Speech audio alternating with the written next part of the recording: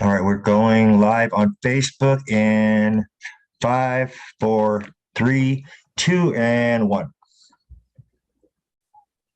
All right. Hey, we're live. Hey, folks, we have a really, really good interview for you guys tonight with Kevin James Mosley, who is a victim of human trafficking. Why don't you just kind of give our viewers a brief introduction, Kevin, for us, and then kind of segue into your story for us. Sure. My name is Kevin Mosley. I'm currently in Mexico seeking asylum from the United States government. When we get into my story, it will start when I was roughly two, being trafficked by law enforcement via my mother to be used as a blackmailing tool. This escalated into things within social services, within like CRF group homes, Orangewood group homes in Southern California, being sent to places like Kearney, Nebraska, for illegal things. And then it evolved in when I was an adult for blackmail and the murder of Crystal Rishinger, harassing individual people, other people within law enforcement to portray, to like corner people psychologically to do what these people wanted these people to do, like Garrett Cormier, Rob Campbell, Luke Campbell, this individual named Jeff, all have FBI military backgrounds. Um, and escalated into many, many other things, but not only within the Crystal Rishinger case, but other notable cases, some of which I've mentioned on other lives. Um, and also escalated with my own issue again, me going into Canada seeking asylum, and certain things happening there. That again evolved into me being where I'm at right now in Mexico. I'm 33 years old and I have like 31 or 32 years of story to like dig into really. So you say this Uh, started when you were two? from like I mean I don't remember like the specific date, but like my first memory, I was roughly two, and it was the story that I mentioned earlier, going into the apartment in San Diego, California. Do you want me to go through the story again? Yeah, for the viewers, that'd be fine. Sure. Yeah, yeah. Yeah. Yeah, so my first story was, yeah, 2 years old, going into an apartment in San Diego with my mother. There was a guy sitting in a reclining chair that in my 20s, I would find out his name was Garrett Cormier. When we walked in, my mom was like holding my hands and like to my right. And the guy in the reclining chair said, you have to that my mom had to have me sit on his lap, that he couldn't have me sit on his lap, otherwise that he'd be responsible. And then my mom had me sit on his lap, and then she went on the other side of him and started taking pictures because it was like a tool to blackmail. Like he knew he was being blackmailed, um, and but it was like something that he had to do. And then I remember the event slightly different than how he would tell me how he remembers within a conversation that we would have in my 20s. Um, I remember sitting on his lap, feeling pain, screaming, and then he threw me at a wall. He says, uh, he was worried that I was gonna remember his face, and then he threw me at a wall because of that, and that's when I started screaming. Um, yeah, and then I find out, yeah, later that that guy's name was, his name was Garrett Cormier, and then while he was investigating his own trafficking case in my 20s, it was put out there that he was the first person that molested me, and one of the main individuals involved in his trafficking case that he was investigating. Was he like in and out of your life between that time and your 20s, or was it just the one time and then you don't see him again until you're in your 20s? So there's only one really strong memory I have, like I mentioned, when I was two. And then I remember my mom on two different occasions taking me out on a boat with I'm 99.9% sure it was Garrett. And then I remember, and then because we would talk about it again in my 20s. And they said that they took me on the boat because they were going to throw me off the boat and say like I fell off the boat, but my mom said she couldn't do it. Like she's just at that time she still cared for me. I guess that just a little too much. I remember turning to her because like I was sitting on the edge of the boat and like I feel like a push, and I look back and she's looking at Garrett saying, I can't do this, something or other. Can you do it or whatever? And then they didn't do it.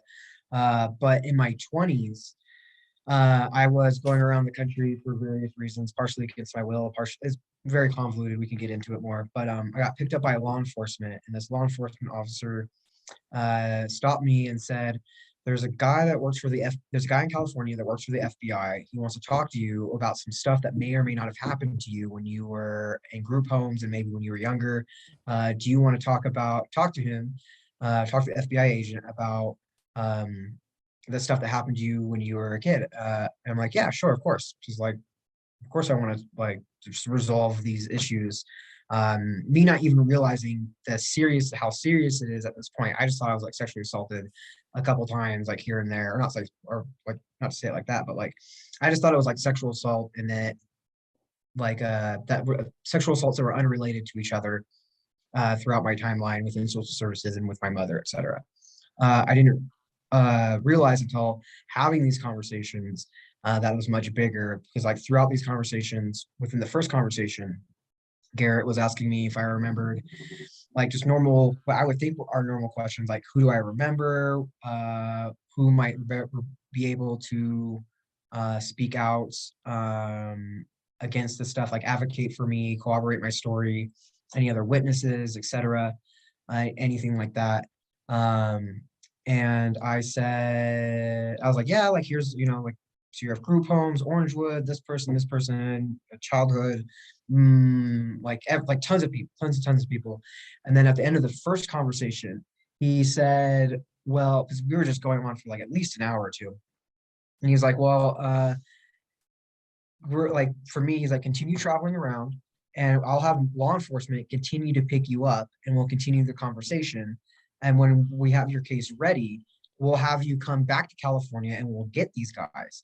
It was only after about a year, maybe 2 years of conversating with him, going around, getting picked up by law enforcement, telling more of my story, mentioning more witnesses, more stuff, remembering more stuff, etc. One law enforcement officer that I was in the car with asked Garrett, why don't you put him in witness protection? And then that's when Garrett said, well, you fucked up now. I'm the first person that fucked him. And then from there, things evolved very differently.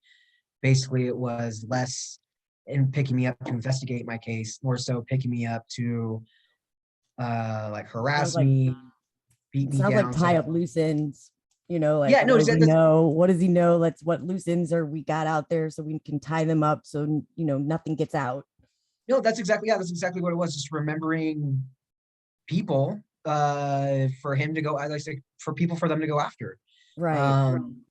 And yeah, and then like, I mean, the series, the one thing that's hard to really dive into is the differences, the things that were different within my life, within the context of our relationship, pre him mentioning that he was involved, like, the first person that trafficked me, to after. So before that, it was like me just being able to like, okay, here's like me being molested here, here's me, my mom using me to frame people, here's me, like this stuff here. And then in my 20s, there was a short period of time of them, like when it came out that they were involved in my trafficking, there was a short period of time of them harassing me, like just like picking me up, like messing with me, saying stuff, just fucking with me in various ways.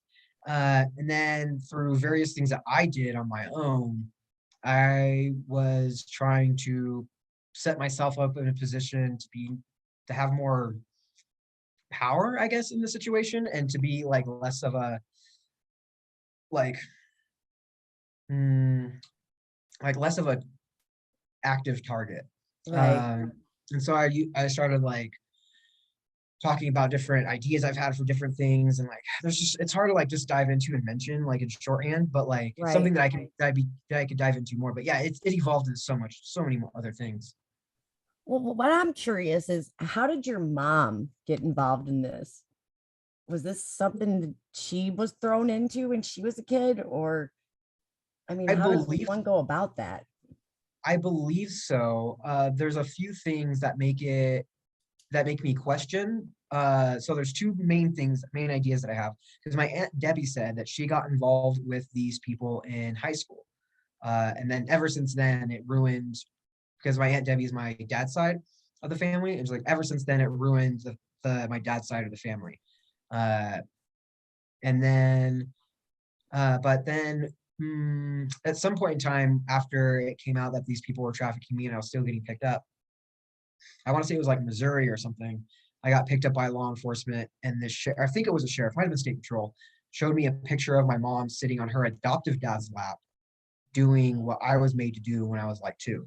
Oh, so she was in the system also. Like, Yeah, she was adopted when she was 2, and then she was used according to the sheriff, according to the person that showed me the picture and the back of the police car, that my mom was also being used as a trafficking blackmailing tool, and that through that, because of like that incident, whatever, he was showing me this to be like look, like we all have to do things we don't like to do, like buck up, things will right. change.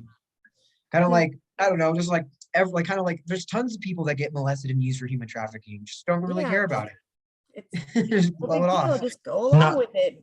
Yeah, not no, something really, the yeah, average everyday citizen thinks about, on that kind of a level. yeah, Right. But they just want you to go along with it. They want your permission because they have to have your permission to be able to do universal laws, to be able to do these things to you.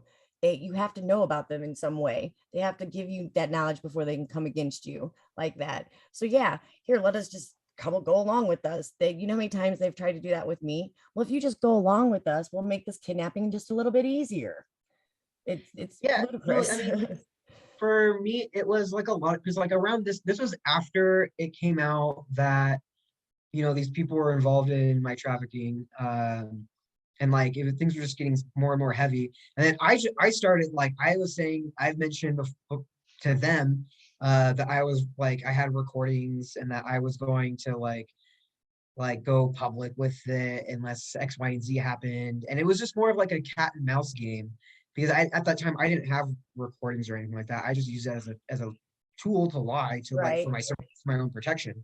And then like I was just, I don't know, I was just trying to play like a big game, so to speak, to try and beat them out psychologically or something. Like I don't really know like So what you're my trying to gaslight the gaslighters. no, yeah, really, yeah, yeah. I was Good. like I was saying, like, I mean, I was telling them that I was leaving, what's it called, like little recording devices, and like, because I would like go all over the country, like all over the country. I said I left recording devices in like all these different, people's politicians' offices and like law enforcement buildings, etc. And like just really like going like hardcore with some bullshit on my end, just to gaslight them or whatever. Not really to gas. I wasn't even aware of the term. For me, it was just like trying to set it up to where like I told them at one point in time that I had a bunch of stuff that a friend was holding, and that if anything happened to me, that she was going to go, Right. yeah, that she was going to go public with it. And I just, the whole thing was fabricated.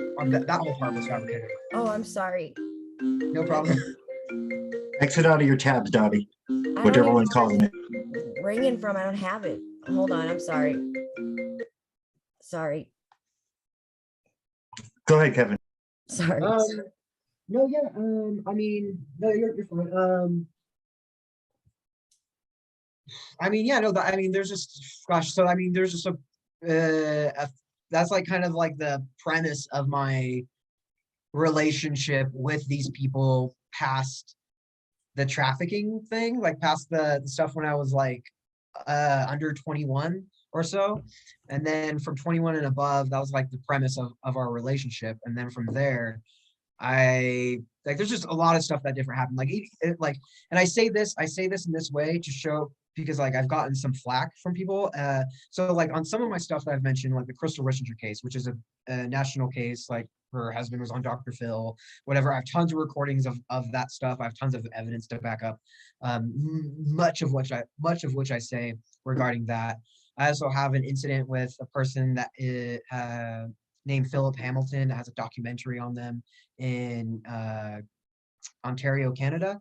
An incident that happened there, and also with an individual. And as I mentioned, a documentary on him. There's also an individual, a kid named Caleb Boudreau that was murdered in Deming, New Mexico, that I knew, and his story was on the radio. And I mentioned the radio, the document, and the Dr. Phil, Fox News, Crystal Rishinger story, because to give context to what I'm about to say, because one of the things that we talked about, and this was towards the end of our really having conversations is we talked about the George Floyd case years before it ever happened, targeting him specifically. Your dog. Your dogs are not happy. Something's going on. Sorry. I think they're calling out that what he just said about the George Floyd thing. I think he's like, yeah, it's corruption, all right, premeditated. No, yeah, no, and that's the thing. People like my one thing that the people that are involved in my trafficking, like my brother, he'll like bring that up, be like, oh, like George Floyd, like look how dumb my brother looks, or something like that. Just because my brother knows, like he was involved in that the whole scenario, but he's trying to portray that. And so when I mentioned Crystal Rishinger, Dr. Phil, I mentioned the guy in the documentary in Ontario, Canada, and I mentioned Caleb Giroux, who had the whole radio thing on him. I mentioned that to give like I'm not just like, and all that stuff that I just mentioned, I have tons of evidence backing that up. I don't have anything backing up the George Floyd case thing, the George Floyd thing, but I mentioned that because it's the truth. I'm just mentioning it because it's part of the story, and people are wondering like, how did you get to where you are now, et cetera. And this is just part of the context. But for those that like, George Floyd is a big case to people that are not familiar with what the government's doing. Like that is something notable to everyone because it's just what they've heard about. It is every day for my situation. There's things way bigger than the George Floyd case that we spoke about, that we were involved in talking about and like planning, so to speak. But yeah, I mean, the context, if people want to grill me on this stuff, because like, this is one thing I say this stuff too, says like these claims, the stuff that I already have evidence out for people to look at is claims that I've made that people have grilled me on, whatever, and people can continue to grill me on. I'm happy about that. But there's also parts to my story explicitly after I was 21 that no one has really spoken to me about. No one has really asked me questions about. And so when I mentioned stuff about George Floyd, when I mentioned this stuff, I'm not just mentioning it like, because I don't want people to believe me outright. I want people to debate me and to criticize me and to really like tear me down, so to speak, to really get to the facts of the situation. And so I mentioned George Floyd so people can talk to me about that, not so I can just like wave it around as like, hey, no fucking some random ass person that died by police. There's thousands of people that die by police every day. Right. Yeah. But that specific case, that was like before. I can't remember what year it happened, but it was between 2010 and 2012 is when the vast majority of our conversations took place about like planning stuff, about like, and not even just targeting like individuals, like the people that I've mentioned before, but also targeting law enforcement, targeting we would go after law enforcement to harass and like stalk law enforcement or get people to do that, so that these individuals in law enforcement would be perceived as if like people are after them, or that, and then it would just get these individuals on a path, like I forget what the term these people used. I think they called it guiding the arrow. So you set someone up on like a path, and then you just kind of like guide them down the route. And so like you have someone that you're scaring to death. You have a law enforcement officer that you're making them be perceived that people are following to their houses. They know about their family, know about their kids, and they just become more reactive. And then social engineering. Warfare. Yeah, exactly. Social engineering, 100%. And we do stuff like that with tons of people. Like, I mean, like I don't know, like it happens to people every day and they don't know it. I mean, the majority of people have this kind of thing going on and have no clue that it's even happening to them. Yeah, no, there's tons. It doesn't have to be in a negative way, like in a way to make you go insane. It's just anything to make you go down a certain path. So much is put out in society to keep us distracted, basically slaves. No, slaves. They just want to keep us slaves. Yeah. Yep. No, yeah, and that's really what it is. There's tons of people that have things happen to them every day, and they just have, because like that's the whole point of committing any sort of crime or committing like espionage or whatever kind of secret crap, whatever, is to get away with it. Like you're not going to do something that like, hey guys, let's make a secret plan about doing something, and then run around with like flags and blowhorns. Right. And so like, yeah, no, there's people like, even not, again, like what you kind of said, like things that aren't dubious, things that aren't bad, just to set someone up in a certain place at a certain time, or to set someone up on a certain path so that something happens later down the line that could be potentially useful. Right. Like I mentioned, it's such an entwined web. It's so like a sophisticated like system, so to speak, that like it's not meant to be obviously problematic. It's supposed to be like, well, like those Levert. actions that they did, that could be normal, like that could be regular, but it's I don't know, it's just pull the wool over people's eyes, so to Oh speak. yeah.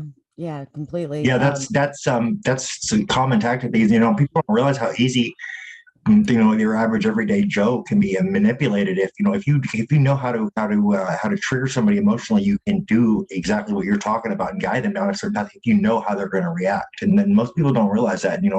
I noticed I learned that very early on in life. I've always been a very very a keen observer of human behavior and body language. And if you observe and take the time to look and see people's reactions, you can actually very effectively implement that kind of a pointing the arrow, so to speak, as you said.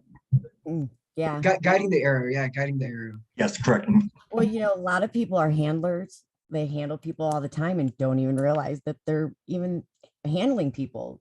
They have people so complicit and so brainwashed and so manipulated in society in general that these things go on. And people, like, for instance, people don't realize attorneys are handlers. Stop hiring a person to handle you. It's that Yeah, simple. They are not. Attorney is to turn someone over. So an attorney is taking you from your God and turning you over to this false God that, these judges that, pass these statutes. Oh, bow to the statutes, right? Go before a false God. Now what? You're sinning. I And mean, statutes, it's people are not laws. They are people just aren't, the same as like they're not akin to thinking. tax codes. They're not laws. They're codes or They're statutes. Those are statutes, not and they're laws. really only made for government. They're not even made for the man, for you and I. That those statutes and laws are for government employees, not for man. well, I mean, even I can't speak to the technicalities of legality when it comes to stuff like that, but when it comes to the utility, I can speak to that. And so any nation that you have, any organization, any business, anything like that you have, its goal is to make it to the next day, is to sustain longevity for as long as possible. And so if that means being honest and having the best products or being the most free and open place, then that's what they're going to do. But if they believe that it has to involve bribery and corruption and human trafficking and whatever, and that's if that's what it needs to take to sustain longevity for a nation, then that's what people who are in charge of sustaining the nation are going to do. And it's constant games. Like, I mean, even within the U.S. Marshals, FBI, CIA, there's on a top level basis, they harass and attack and do false flags against each other because the majority of people within any agency are not aware of the frivolity or the falsehoods that are being made against them, and that all that does is perpetuate the necessity for these groups, these organizations to continue. Like, if the FBI had nothing more to do, that who would need the FBI anymore? The CIA, blah blah blah. So they just go after each other. It's like war. It's like how different nations will do war games for like practice against allies. Like, they'll do little war games against each other. And it's a similar thing that CIA, FBI will do against different agencies. But there's also a level of another level of falsehood behind it, I guess I should say, is where the people that are involved in investigating this cyber attack or something, they're not aware that the people actually who started it are on another agency or at the same agency that they're in. It's it's multifaceted. It's not just to do any particular thing. It's to maintain industry and organization. It's to create opportunities for individuals to be compromised in a sense that then you could take advantage of vulnerable people. It's to lengthen the reach of different agencies like FBI and CIA. Yeah, it's just. And at the end of the day, what do you Yeah. have? A false reality.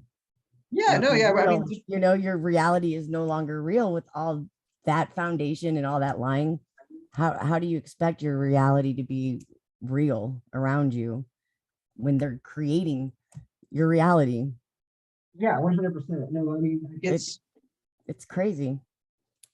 I mean, there's a lot of manipulation when it comes to like the like trafficking and manipulating people. Like even like so like there's a lot of stuff that happened when I was a kid, when I was in elementary school, middle school, high school, where there was different kids that were used to harass kids as part of like the trafficking, but the kids may or may not have been aware of it. There's some kids that are aware of that they are aiding in trafficking and they just don't care because they're either getting something out of it or they're like, you know, they know what life, like my brother would aid in trafficking or like doing things to other people, knowing when we were, I didn't know this when we were kids, but he would know this when we were kids.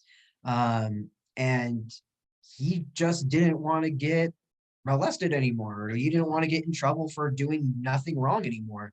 And so he just was like, yeah, like I'll do whatever I need to do to make it to the end of the day. And that's where he's at psychologically now. Fight or flight. Yeah, fight or flight. And that one thing I don't think he realizes is that like once they're like, let's say like tomorrow, if I were to like pass away from like a heart attack or something, like there's no reason for them to keep him anymore. Like I mean, in most cases, there's reasons to keep people so that you could use them for like different things. But like my brother is a massive loose end. And I don't think he realizes that like, I don't know. I personally think that like if something were to happen to me or something like that, then he'd be thrown under the bus near immediately. He may not You're be. frozen on my end. I froze. Dottie froze or we froze. Oh, maybe he's freezing up. Give it a second. Kevin, you there? You there? I'm here. Oh, there you are. Okay, you're back. You just froze up for a little bit for a second there. Also, I wanted to keep on the YouTube stream. We got somebody posting some links to some adult sites that were not. That I thought that was kind of odd considering the podcast we're doing. I removed them, but please don't post links like that. We're not trying to. We're not. That's not where. No, don't do that. That's not cool. Probably some spammer or something. Or bot. Yeah, or what do they call them? Trolls or whatever. Yeah. You know, when you're in the fight or flight mindset, your brain no longer can produce the chemicals you need to learn. So your ability to learn just goes to shit. And to think objectively and critically too. Yeah. And your brain is no longer able to produce the chemicals it needs to keep your immune system healthy.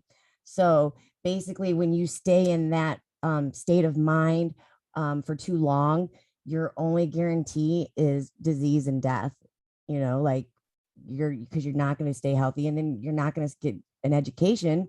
So you're going to stay in poverty, because a lot of times these are people that are in, you know, low income, poverty, you know, so you get stuck. This is actually another one of their games to keep you in as a slave in their system.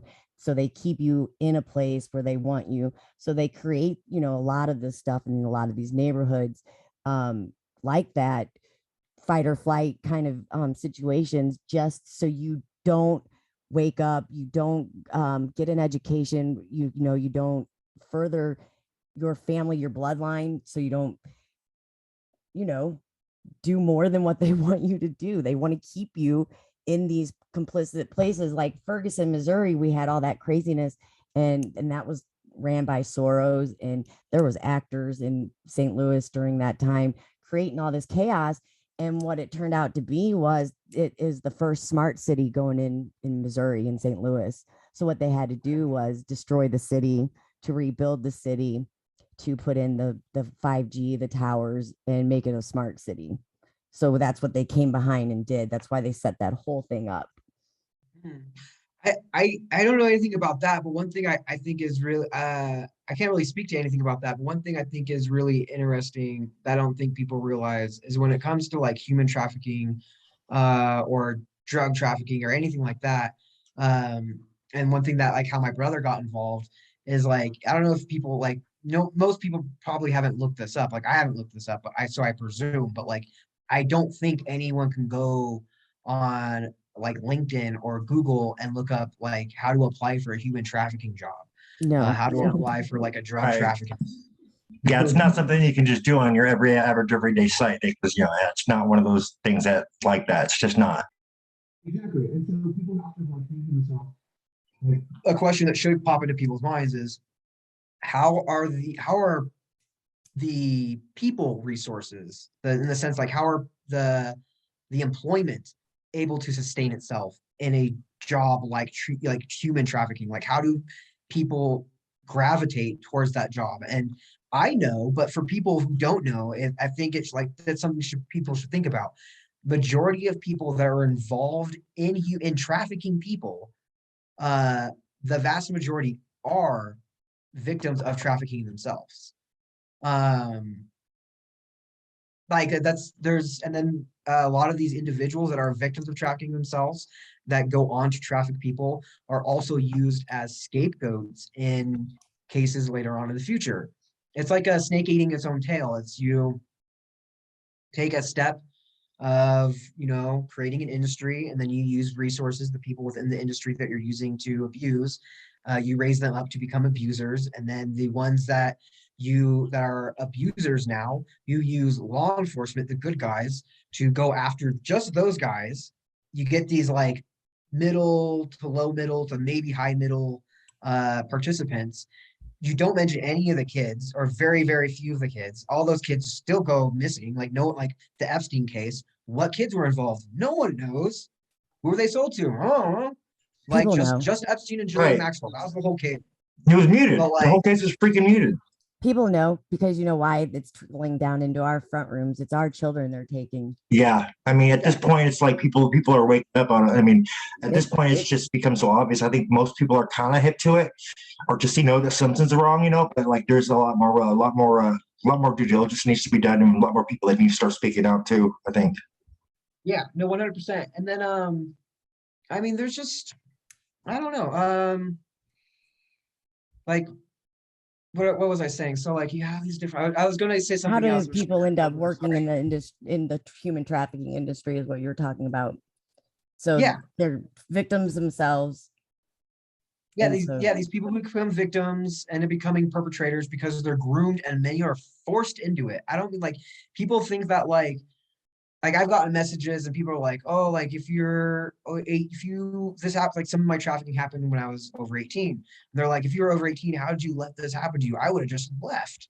And it's like, you can't just leave the planet. Like, I don't think you realize how powerful the human trafficking industry is and how powerful like the US government is and how well the connections between, and not just US government, like they're the only like Mexico, Canada, the UK, Saudi Arabia, like most countries are involved in human trafficking, etc., because it's beneficial to the government, like right. to their respective governments, as well as, the government that we're speaking about, the United States.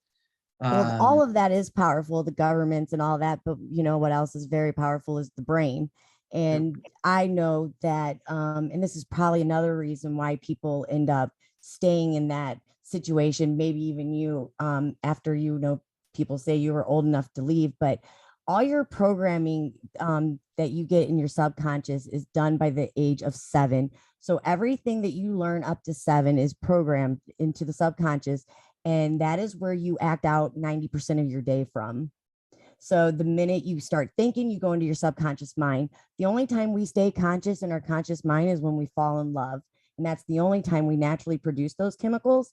Other than that, we have to go into the present moment and make sure, we have to tell ourselves, after that, 90% of our day is from the subconscious and we act from there. So if your programming is to traffic and that's all that's what else are you going to do? It's in your programming.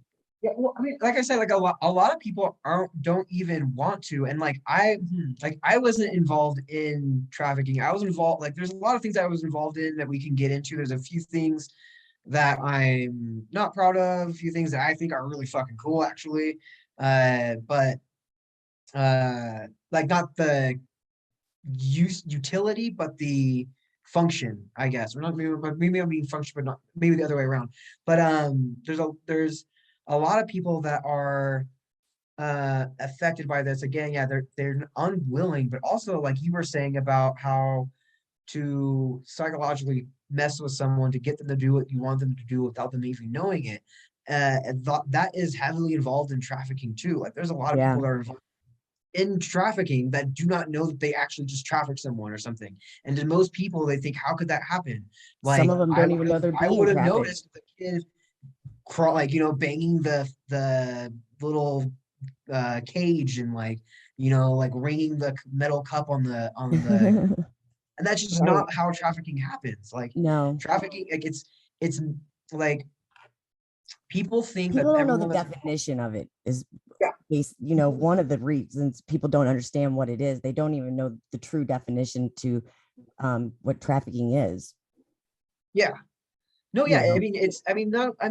It's not only the definition, it's just like the general, like how things happen. And like a lot of people that have spoken to me about trafficking, have asked me questions about it. I believe they have the premise that, again, that it's just like when I talk about the stuff in group homes, they think that like every kid was like, in a cage in group homes with like little tags on them. They're like all the kids are like in it together. And we're just like, come on guys, let's plan to like get out of this and like take their little chains off our hands and like stuff like that. But it's just like not how it is. It's like most of the kids, we don't talk about each other's issues. We're not like in it together. We're just other kids. Where in fact, a lot of staff members and social services pit other kids against each other. Oh, I can see that.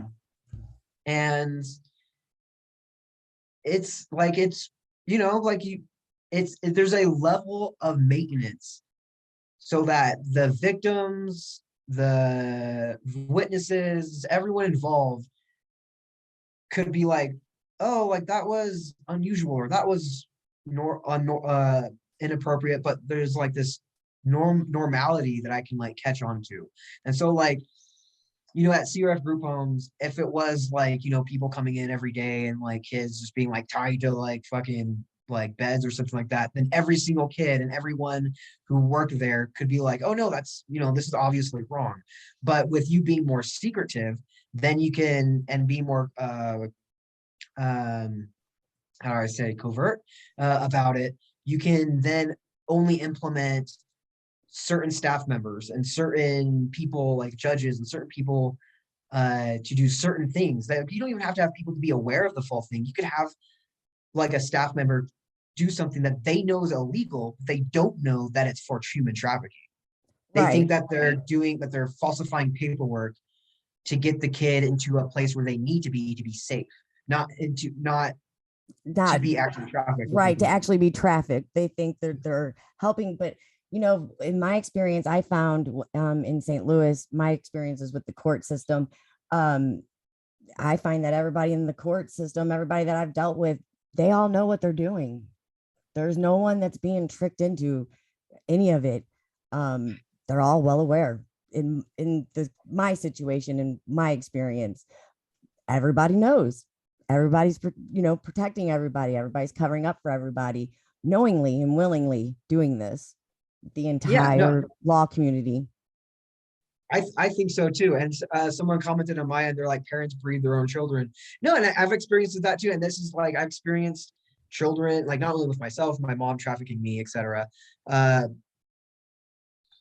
know, and I my statistics on this might be blown out of proportion, but I think the vast majority, to be safe, I'm going to say at least 60% of the population of the planet would, even those who advocate strongly against this idea, and they truly believe themselves that they would be against it, they would 100% do whatever they need to do to their own kids themselves, or to have someone else do it if it means them being able to go home and sleep in their own bed and have some semblance of peace at night. They might be like, oh, like, I just want to protect me and my family. Well, we're going to go after your family. It's Oh, you went probably after my more family. than that.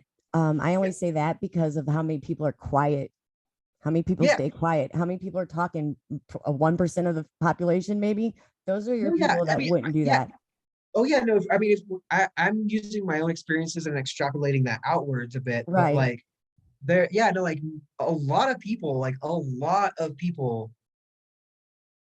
when the chips are down, they will just care about themselves. Like you see that in less serious stuff when it's like, there's an article I read recently. Was it an article? I think it was an article. Maybe it was a YouTube video or something, of like a news report of someone that left, that was going to run for like senator or something like a governor or something, but his family got threatened, and then he made a public notice saying, well, my family got threatened and I don't want my kids to get hurt, so I'm choosing to not run because of my family. And that is a small level of like of someone not doing what is ultimately the best thing, to For the protect better good. themselves and their family. But then the majority of people, I believe, again through personal experience, when it comes to the more serious stuff, when it comes to like, hey, like, you got to let us traffic your kids or we're going to kill you. What do you choose? And if we kill you, we're also going to go Still gonna traffic. traffic your kids. Yeah, exactly. So it's like, you could just be down for it. Like we can give you some stuff. You want, like, to, like, I don't know, most I don't know, my family never got, my mom never got anything out of it, but I presume that some people will probably get some benefit out of it. Somebody does. Yeah, and yeah, most people are like, I'll totally, yeah, totally prefer my own safety. Like I could always make more kids, or like, as long as I get to watch that new Disney show coming out next week, like, fuck everyone else. And then when I get, yeah, and then Kind it of sad. extrapolates. A lot of people will say that like, I'll do whatever I need to do for my kids. Like if as long as I can keep my kids and keep them safe, I'll traffic your kids. And that's just, people don't fucking care. Like, or they care, but not enough to do anything about it. They don't, and They don't stand up. yeah, and that's how the system, that's one of the many ways in how the system perpetuates itself, is through things like that, and through things like, again, like grooming young adults, grooming kids that are victims of trafficking into being traffickers themselves. That's one thing that I think is really obvious in the seriousness of this of like human trafficking, etc., of government compliance with this stuff, is that once you think about how the system sustains itself, the money involved, the like the I don't know, there's like the logical conclusions that people would have to come to when speaking about something like this. For me, and I'm more than happy to have conversations with other people that might be on the fence, or might not be, or might be in disbelief of something like this, to try and like lead them towards this path or whatever, toward this understanding. But like, yeah, like how does an industry, a global industry, sustain itself from perpetrators? Like, where do all these human traffickers come from? Where do all these victims come from and go? Where does the $150 billion industry just in the United States, where does that go? Where does that money go? Is it going into like homeless people's crack addictions? Probably not. Like, like statistically speaking, $150 billion, there's 320 million people in the United States. Like how many, I don't know, let's just like do some I math. ask all the time. Yeah, like 800, how they say 800,000 kids go missing in the United States. It's higher than that a year, right? And my question is, where the fuck do they put 800,000 kids? How do we not know where are, that's a lot of kids just to be gone. Where the hell are they? You just don't lose that many bodies, alive or dead. Like, where are these kids? Yeah, 800,000 kids don't go missing. They get taken. They're forced into hiding. So not into hiding, but they're hidden. And then But where? In plain sight? Yeah, exactly. And then you have overboard, but then you also have 60 to 90% of every child in human trafficking comes from social services. That's not a statistic I made up. Yeah, it's 1 out of 2. Yeah. So it's so no, not even 1 out of 2. It's more, it's 60 to 90. So even if you have, if it's 50%, it'd be 1 out of 2. Oh, so yeah, So you huh? have 60%. The very lowest statistic is more than if you send 2 kids into social One services. is definitely. It, yeah. And so that's up to 90%. That's, you're Wow. almost guaranteeing every Wow. kid. I mean, this is again not a statistic I came up with. The vast majority of victims in human trafficking come from social services. And then I'm not trying to even focus necessarily on social services, but social services But is who just runs that? is just a what's it called, a like is just the It's current just a median. an octopus leg on the whole thing. It's just one little tentacle to this whole web. Yeah, yeah, exactly. One tentacle, one, it's just one function of this thing. And so like you have, like buyers and sellers, you have handlers, you have transporters, you have, and it's not like people aren't given this position like, oh, I have my transporter badge. Like it's not, it's very unofficial, very convoluted, but very intertwined, very like sophisticated. Um, Majority of people that are involved in trafficking are victims themselves or everyday people in some extent. And then you have a huge number of people that are the people that are in control of the situation, which are law enforcement, CPS, government officials. And I'm not saying everyone in politicians, or like all politicians are all law enforcement, etc. But the people that are in control of this stuff, the reason why this stuff is so prevalent is because specific people in power within all these agencies, all these institutions, are the maintainers of the human trafficking, maintainers of the corruption, etc. And that's not unique to the United States. It's not unique to this era. It is literally something historical that you could go back through hundreds, if not thousands of years of governments around the world, of the ones in power, like the soldiers, the warriors in let's say like Sparta, like Spartans or whatever. Like you'd have different groups that would war against each other, or that would like let's say like political infighting, and then certain things would evolve from that. You can go to like Rome, like during Julius Caesar's time period, and there was tons of infighting. Julius Caesar was murdered by other senators or whatever.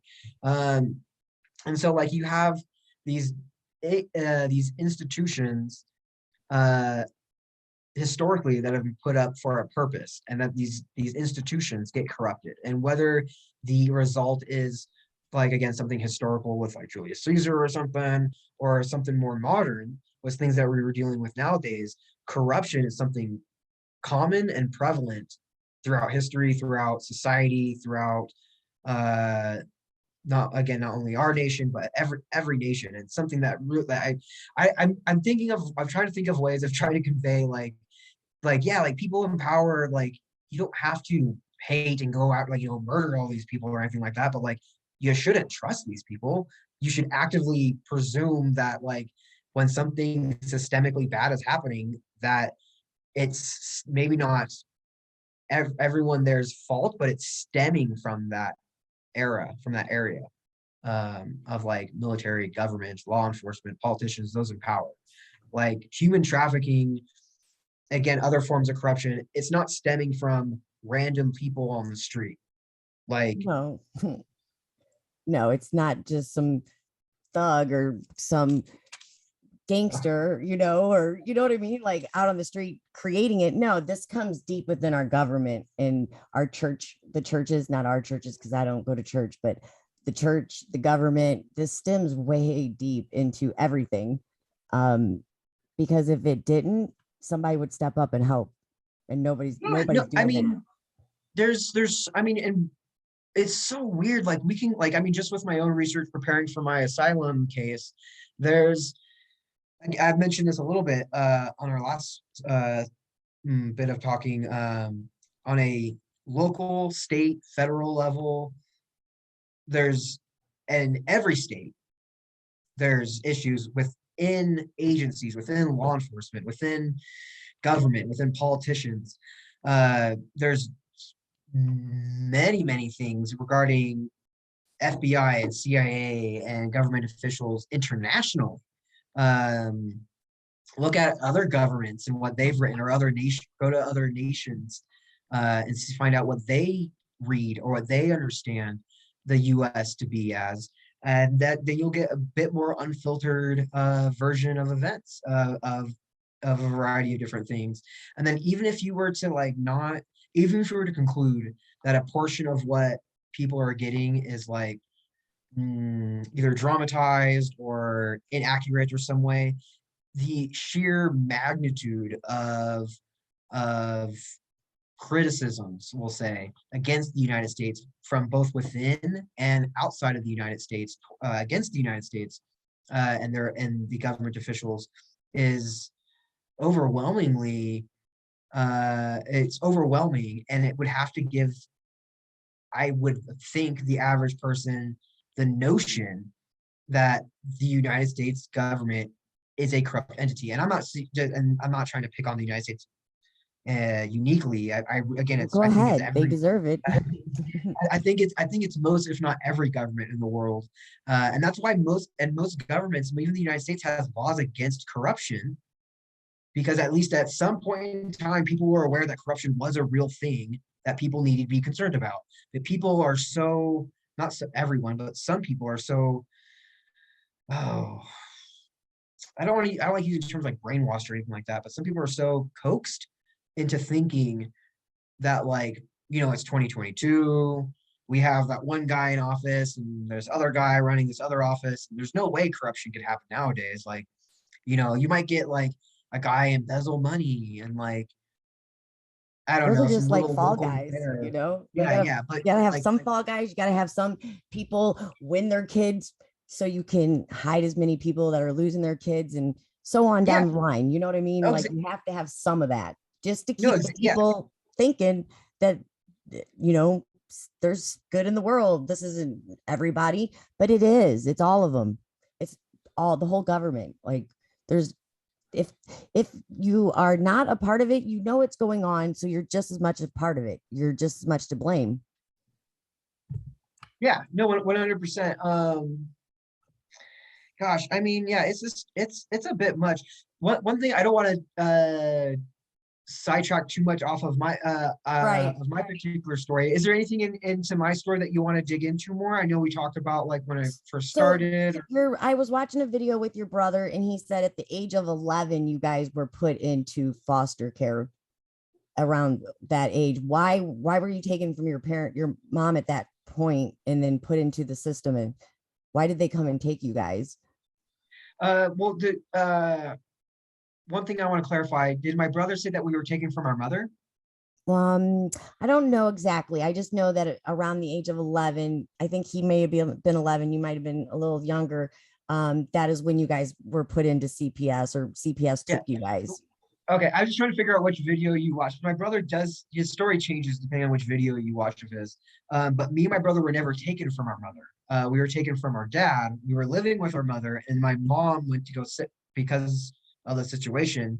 She sent us to go live with her dad, knowing that we were going to get taken to social services, because she wanted to set up my dad to be the bad parent and not her, because she has to be looked at as like a good, responsible parent. So when her kids are involved in human trafficking and shooting up schools, she could be like, "Oh, how did this happen? Like, I've just been this really sweet lady this whole time. I've raised my kids the best as I could." Like, sorry, I just, like, blowing my mind away with some of the stuff my mom has done and stuff like that. But no, yeah, we got taken from our dad, and the story is somewhat convoluted. And I was told a different story than what my brother mentions in his YouTube video. And both of those stories are different than what my mom says in a recording that I have of hers, of how we went into group homes, which is also different than another story that my brother told on how we went into group homes. And so somewhere between what I was told, which is probably the least true because I was constantly lied to, and something between my brother, my mom's one story and my brother's two different stories. Somewhere around there lies the truth. But we were taken to our dad's and then taken away from our dad's, or at least I was, and my brother was somewhere else at this person named Drew's house, and stuff happened, and yada yada. But we were taken into social services. The real reason was because my mom didn't want the stress of constantly fucking kids over and fucking her own kids over, and but not like really like the stress of that, but really the stress of the potentially getting legal consequences for that stuff.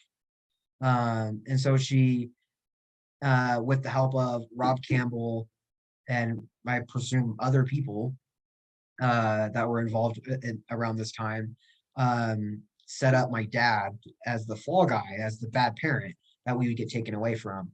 Yeah. They still do that today.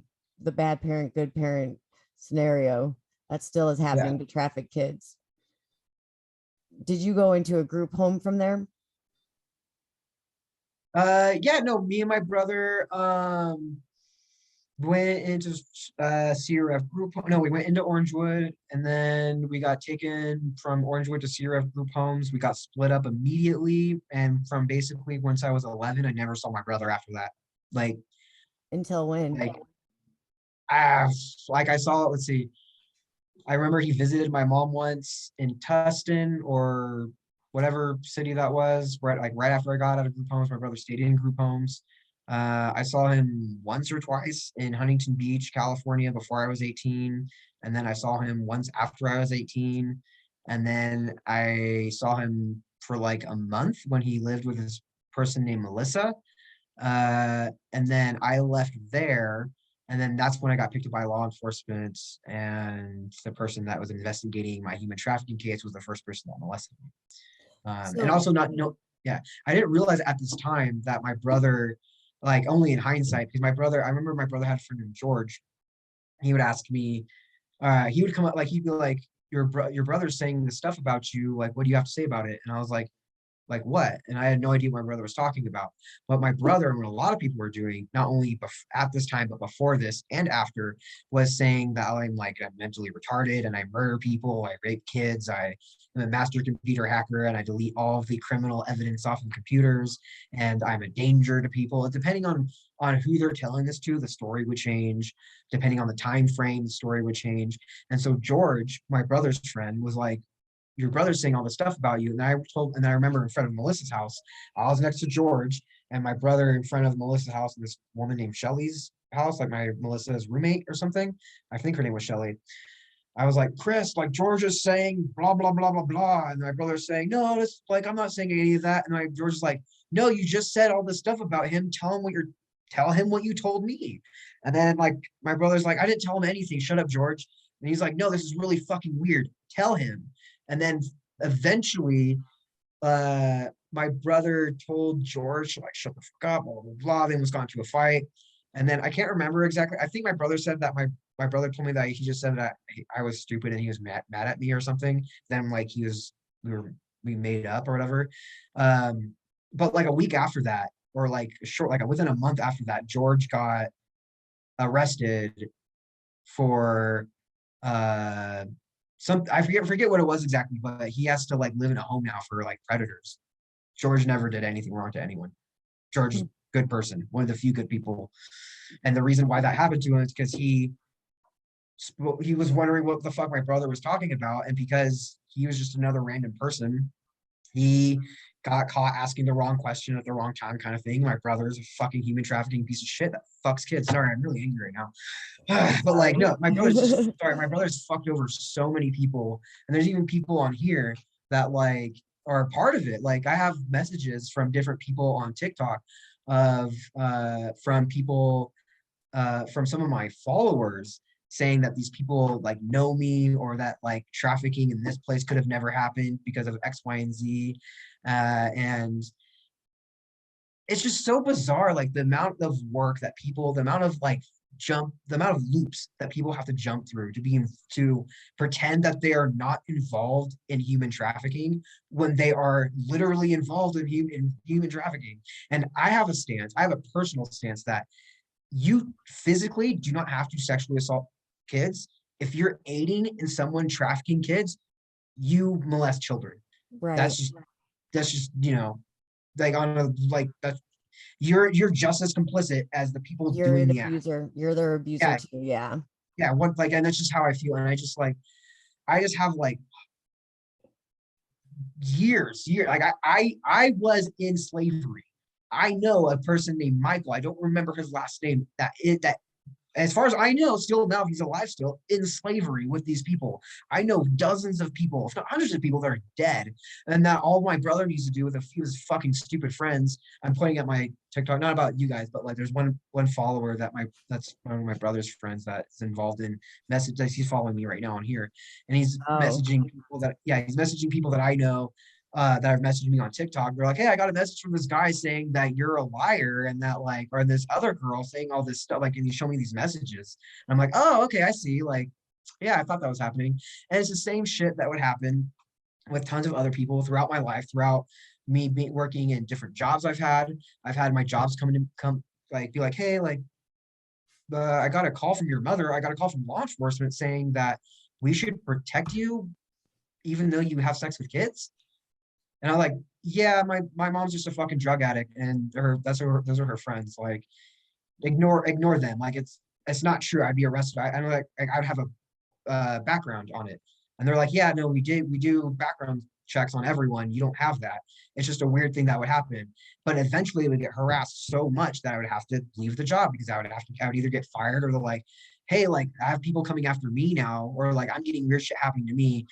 I can't have you work here. It's putting everyone else in danger. I've had that happen tons of times. I've had so many opportunities. This is like, I mean, I've had so many opportunities lost. I've had so many different, I mean, not only my elementary school education, my middle school, my high school education, every job I've ever had, the vast majority of friendships and relationships I've had and have been manipulated by these people. I've had so many people I know that knew what was happening to me, but they're like I kind of what I just said, like they're coming after my family now. I literally cannot be your friend anymore because I was like told that if I was your friend anymore, that they were going to come after me. And all like, it's just fucking so annoying that also people need is like, I don't know, like I presume that as full grown adults, these people are not so dim-witted anymore, and that they have to be aware that they're assisting in this stuff.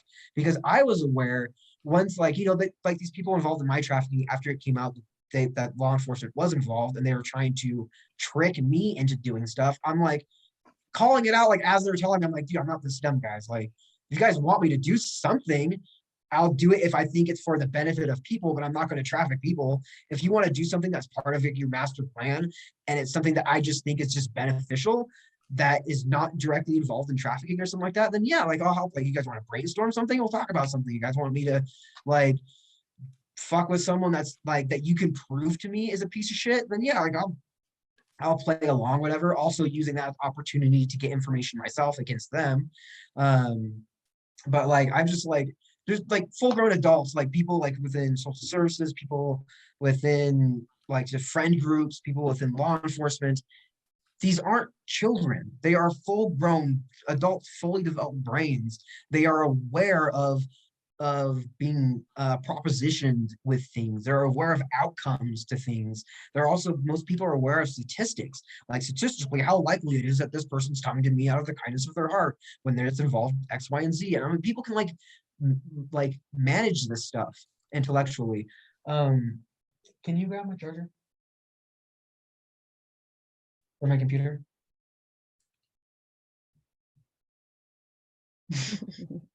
Have you ever asked yourself why? Have you ever sat down and asked, like, why are they always constantly coming at me? Why do they do this all the time? Why me, I say, is like, I mean, I've said that before, but more like less in a literal level. I know why literally I was chosen because I was picked out, so to speak, because my mom was involved in it, and it's just cycling through resources. Like, you have a chicken that lays eggs. Once it's not good at laying eggs anymore, you do what you can with it. You make meat out of it or whatever. You do whatever the industry does, and then you make use of the next resource. And then so on one reason that's why I was like chosen is because my mom was involved in trafficking, etc., and she cared more about her modeling career or whatever the fuck she was modeling. I don't know what was the initiating thing of in her head where it was like, oh, this is cool, like this is okay. But you know, she was more caring about whatever part of her life than she was about her kids. So there's that level, but then there's also like you know, like I thought, because I used to think why, like I asked talk to these people, I'd be like, why, like, and I'm not talking just like one conversation, I'm like dozens of hours of conversation through tons of other stuff. It came out that, I don't say it came out, but this is my understanding as well as what I was told, is that a lot of the trafficking is used to blackmail people. Like that's why kids are trafficked. In my opinion, I do not think the vast majority of people that are trafficked is because of just like people in power have weird fucking interests. I don't think that at all. I think that's statistically very unlikely that just because you're rich, ergo you're a pedo or something like that.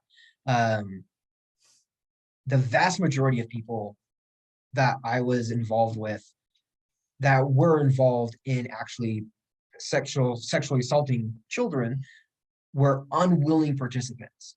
They were being forced to against their will, so that because they knew of, like, if they didn't, they knew what would happen otherwise, and then if Did you they say the did, majority of them were that way?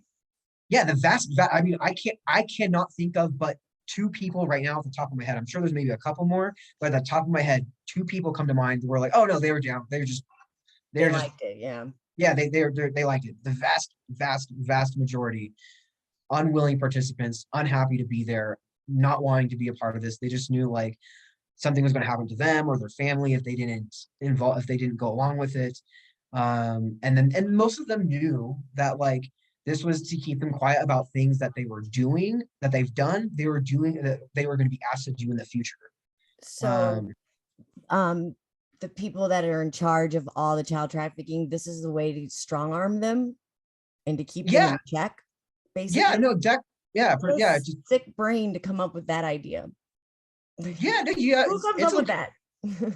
I mean, that's the thing. It's not something that's unique to you. It's not like people in the United States one day were like, hey, we need a way to do this or something like that. Like this, like ways of operating a nation have existed for thousands of years, and things have evolved.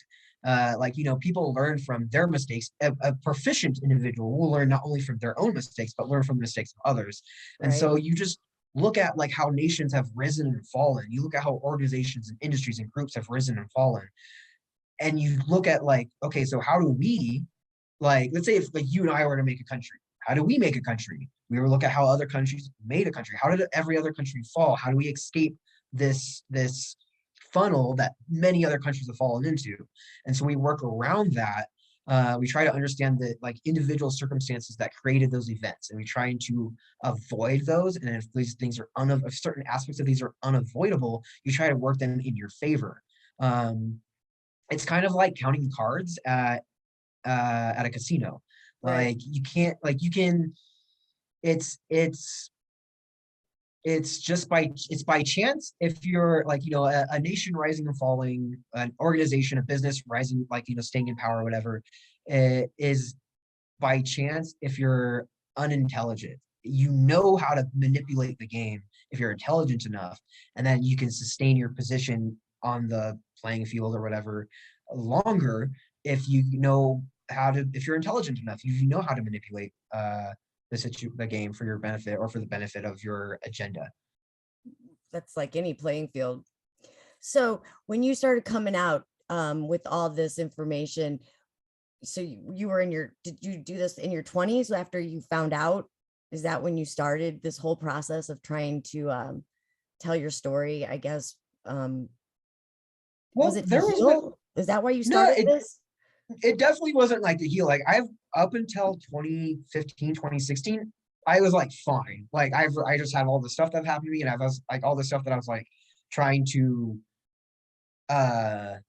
like I was trying to like get these people into like positions to catch them in criminal acts, etc. But but like, I never, though a lot of bad stuff has happened to me before 2016, 2015, it didn't really affect me in a like personal level, like it didn't really affect my social ability. It didn't really affect how I would interact with people in very little, if any way.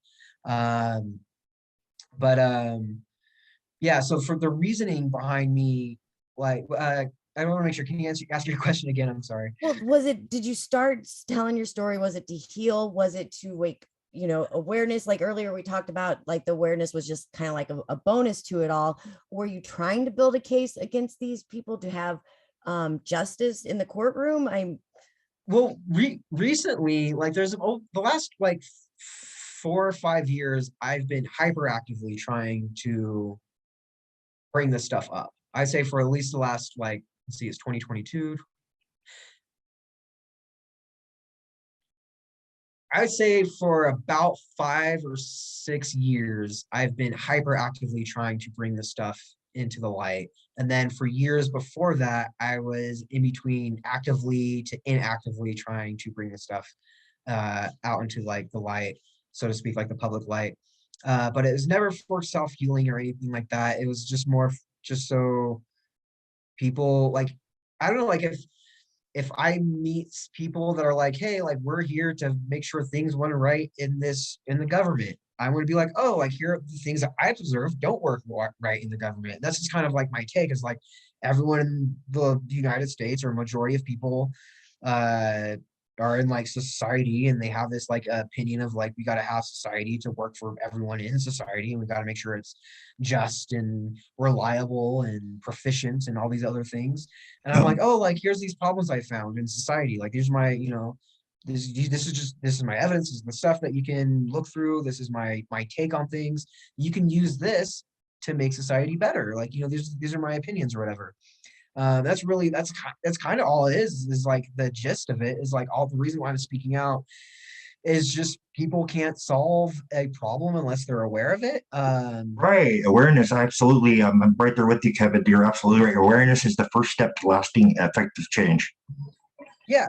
No, yeah. I mean, awareness, yeah, exactly, the first step. And then, but the sad thing is what I say is that I've gotten, which I touched on our last video, was unfortunately, I don't meet almost anyone, nor do I see in the public sphere, or social media, etc., people willing to go beyond awareness. People are like, let's just make people aware, and people are waking up, whatever the F that means. I know. And like it's just like people are like, that's it, like we did it. And it's like, no, like, that's no, the like, first step, but yeah, that's no, not yes, yeah, even. yeah, no, it is the first step. Like there's like legitimately, like this sounds extreme to people who live, I feel like, I'm not trying to be a dick here, but I feel this sounds extreme to people that live mediocre lives. If you think that going after people in power within your own government is extreme when the government is corrupt, when like your government is corrupt, if you believe your government is corrupt, It's your duty. the only Absolutely, it's your duty. It's your obligation to remedy that. In our Constitution, in our Declaration of Independence, it states that if the government is no longer serving the public interest, we have the right to take it down with extreme prejudice and build a new one. And that's kind of what we're seeing now. That's where we're at. Yeah, that's where we're at. I mean, even what you see though, a lot of people they'll yeah, I mean, those different sides of it, you'll see people walk around that and be like, oh no, we have that. Like that's the military. That's what this military is supposed to do, or something like that. Or like, but they're not. But look what's happened with how they're purging everybody. That's critical thinking, using the vax mandates to do it. That's a huge problem right now too.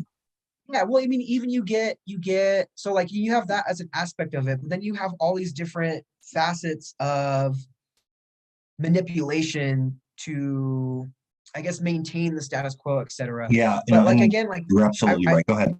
Yeah, no, sorry. Yeah, I think just having a like really starting groups in a public forum transparently, so people can't say like, oh, this is a fringe group trying to blah blah blah. It's like I'm not trying to do anything fringe. I'm trying to do everything very out in the open, very mainstream, right.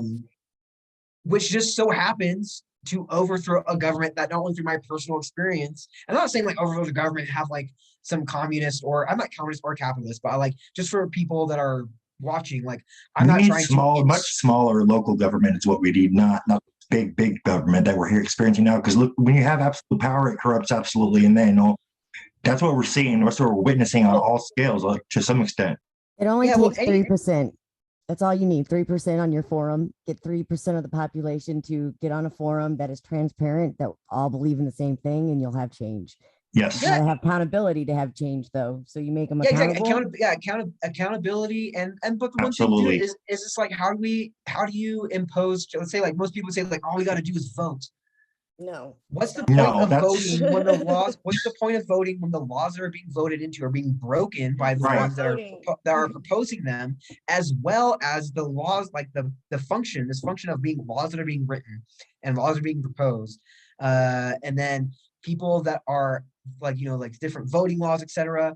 Like, the system in and of itself is corrupt, and this is It is. again not unique to the United States. I personally think I'm not like anarchist. All either, governments like around that. the world, all big governments, we're seeing this on a global scale here, especially in the last couple of years. So you're absolutely right. It's not just one country here or there; it's all of them. And and you have your elements of your factions of white hats and factions of black hats.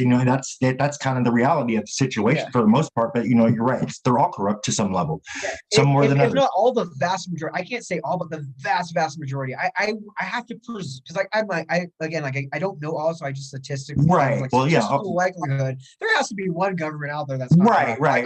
There's always an exception to that rule, of course. Wouldn't it be funny if it was Putin? The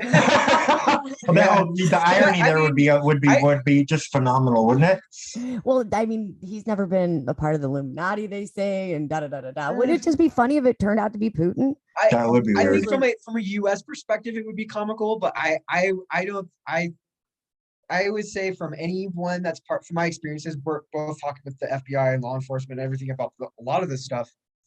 I am under the impression that if you're part of the UN, especially if you're if you're a permanent member, you're like, it's just all the world's, Shakespeare, all the world's a stage. All the world's a stage, yeah. So, like, it's, like, these are the main actors in social falsehoods.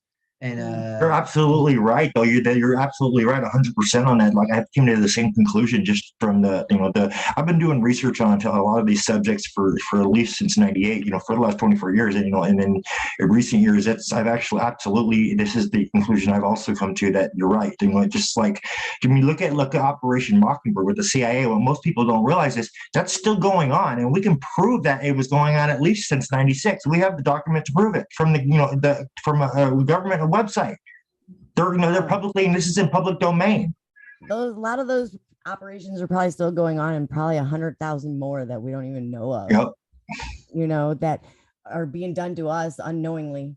Like, that shit's crazy. But I was told by a very smart, wise man that if you get control back over the courts, you can get control back over the country. So if we can go in and start getting control back over the courtrooms and these judges that have gone rogue, because it's in all courthouses. It is. But that's the thing. That you can get, back control of the country. Yeah, how do you do that, though? That's the question. Yeah, how do you do that? And then not only how do you implement, like, an idea, but how do you assure that what you're implementing is infallible? Like, how do you make sure it's a foolproof plan?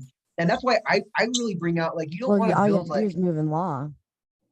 Is what? Move in law? All you have to do is move in law. When you move in law, then, I mean, law is law, Right, but all it takes is for someone to change the law, and then it becomes an unjust law. I mean, just like look at or break the law, or break the law. Yeah. Those aren't laws. Those really aren't laws. You gotta go back to your Constitution. Those, laws on your heart. Well, that's the thing, though. Those are all statutes. Those are all rules for the slave. Go ahead, Kevin. That's the thing, though. Even when you have the Constitution, you have people, not only through our history, not only through U.S. history, but also modern day times, of people that break constitutional law all the time. And whether you believe in state law, constitutional law, or statute, there's going to be people that are going to break those laws. Like, making laws is almost irrelevant in the system that we have, because you have people that will break them, that are the people that are in power. And then so, like, again, the So question then is like, how do you implement a plan? accountability. Yeah, yeah, and how do you implement a plan that is infallible? That is something that like you can say like, okay, so we've weeded out all the like hypothetically speaking, we've weeded out all of corrupt politicians, all of corrupt law enforcement, and all of corrupt uh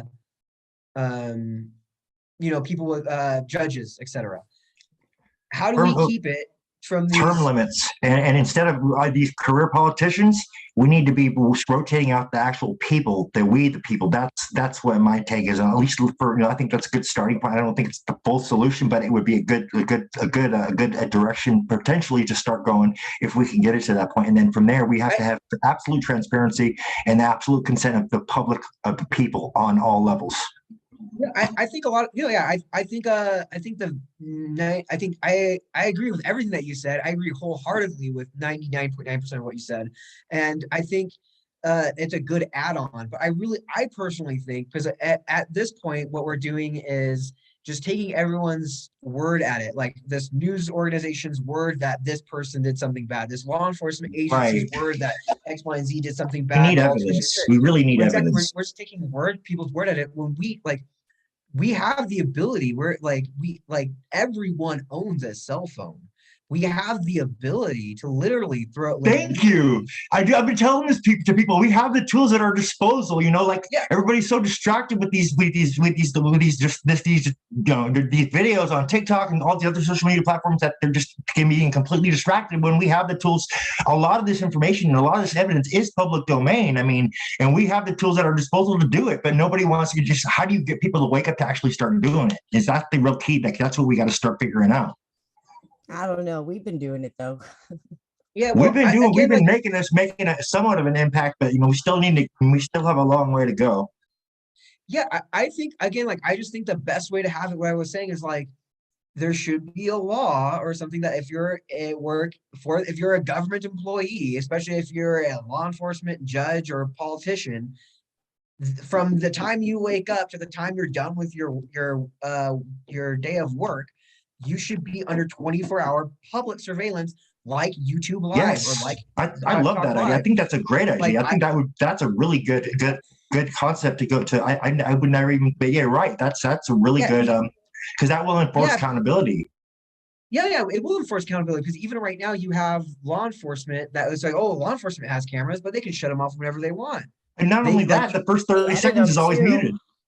Yeah, and then not only that, but then you also have let's say you have camera, you have video surveillance that was taken. You go to the police station, you sign a thing. Do you want that stuff? And they're like, no, we're not releasing it to you. Oh, that's what the fuck do you mean? Yeah, where's the accountability with that? You're right. Yeah, and exactly. What about getting a media motion in some of these Star Chamber courts when all they have to do is deny you? How do you get around that? Exactly. And so I've been Star Chambered 100 times. Yeah, exactly. So the only way to guarantee, otherwise we're just playing the trust game, which is great, right? If we're not relying on our lives about this stuff, but these lives are at stake. That's the thing, though. Exactly. We can't be playing it on just trust alone. We have to have absolute accountability to some degree, so we know that this is going to be benefiting the people. Exactly. So really, if I had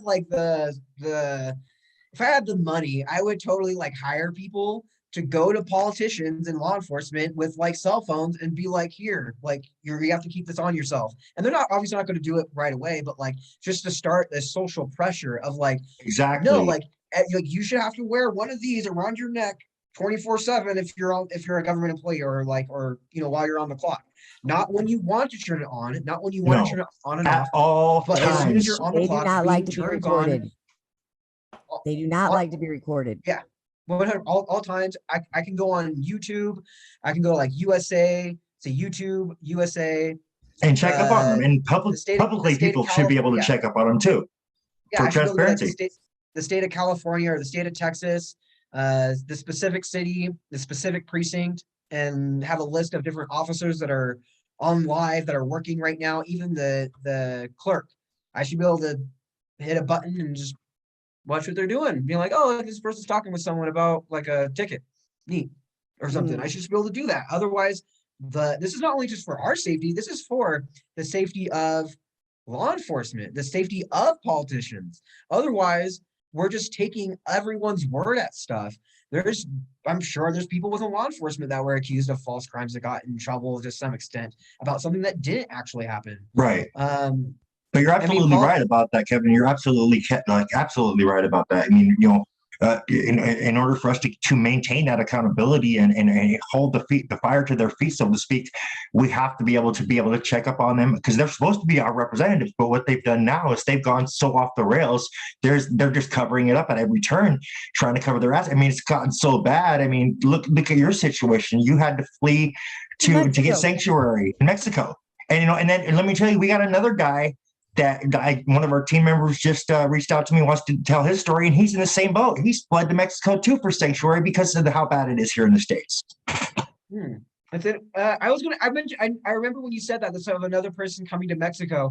I almost want to be like, hey, we should meet up, but like I don't want to intrude or bother this person too much. But I definitely, like, there's probably a few things that I might be able to help them with, and they're like, and then maybe they can help me with. I don't know. I think that would be great, dude. I think that would be awesome, dude. I think you really could be able to help each other, because like, dude, I don't want to reveal too much because I haven't really talked to this guy and it's not my place yet, and we're trying to keep his identity, so he's to keep him safe. But I think that would be a great idea. In fact, that would be the start of something that we could really to implement to really make lasting change if we play our cards right on that, Yeah, no, 100%. And I think, like, again, like, whatever works out for the best for this individual and for myself, wherever's most conducive to positivity. But yeah, no, it's something that, like, I'm not in opposition by. But I mean, yeah, like, there's a lot of things within my personal experiences that I'm sure, when it comes to like this overarching situation, that could be utilized to some extent for a resolution. And not even just what's happened to me in my past, but there's lots of stuff. That's why I mentioned in the last conversation that we had, that I think really having an opportunity to sit down and brainstorm, not only between like us per se, but just people of the public in general, to brainstorm ideas and to brainstorm solutions and how to act out solutions, I think is a massive important tool, because like you were saying and I was saying and we were saying, awareness is like only part of the plan. It's only step one. There's so many things after that. There's so many. So what steps do you plan to take to start moving in that direction? Yeah, because like we've got the awareness thing down. Obviously, most people are aware, but what we really want to try to do with our platform, we're trying to figure out solutions how we can actually implement this kind of a change, because a lot of us are just fed up with this. It's just gone so bad. We're sick of it. We want change. We need the change, and kind of like that's kind of what we're doing, trying to do with this platform. We're just still in our kind of in our infancy. We're still trying to like figure a few things out here and there, but we're growing. We're not about. We're about presenting the evidence. I mean, if you haven't checked out some of our previous shows, you should. I'll send you some links after the show. We've been showing the evidence for a lot of these peoples that are victims that are going through the CPS court corruption cases stuff, Yeah, no, 100%. I mean, and it was asked like, what sort of ideas do I have or whatnot? Yeah. I think just starting with, so like, gosh, really like, so you got to, like, I guess, understand the parameters of the situation. So our issue is corruption, and it stems from a government level. Our outreach, the goal of people to reach out to remedy the situation, is general citizenry. And if we're speaking explicitly about the United States, we're going to say the citizenry within the United States. And so, like, those are the base parameters. We have the issue, where it stems from, and we have the individuals that are used to utilize resolution. And so once you have, let's see, so we have those two things, and then, gosh, so we have to like think about obstacles, or like, I guess we have to think about a plan. So like, when you think of like different modes in which things are made to be successful, you have like social media, like verbally, you have TV, social media are things in which people are given information on different mediums, radio, etc. too. And so I would say create an organization. This would be, I guess, my take. I would create an organization. Yeah, go ahead. We really want to hear this because you got some really valuable insight. You really do. Cool. Yeah. So like I would say like I would start an organization that at its basis, like legally has to operate at a transparent level. Like I would, if I started an organization, I would go to whatever legal entity I would need to say that whether I'm in charge or whoever else is ever in charge of this organization, they have to operate under these means. And so that means that like, I would say that like everything that I do, like if I were the leader of an organization, I would say I would have to be under near 24-hour surveillance so that people know that I'm not doing anything corrupt, and that all the paperwork that I am, let's say like people that I'm meeting with business wise, all my finances, etc., all of that I would make legally obligated to be public information through those means, through not only making yourself completely transparent. I love that idea, because that would show at the core what it stands for, what it's supposed to, what's being trying to call, it would be, because when you stand in your truth, and the truth always comes to light. Well, from an outward perspective, again, what I was saying with like law enforcement and everything else. So like when you have an organization, an entity that works within secrecy, it's very easy to lie about that group. And so one of the stepping stones is so like not only like to start an idea to resolve the issues within the United States. You can't just say like, I'm a good person. I know I'm a good person.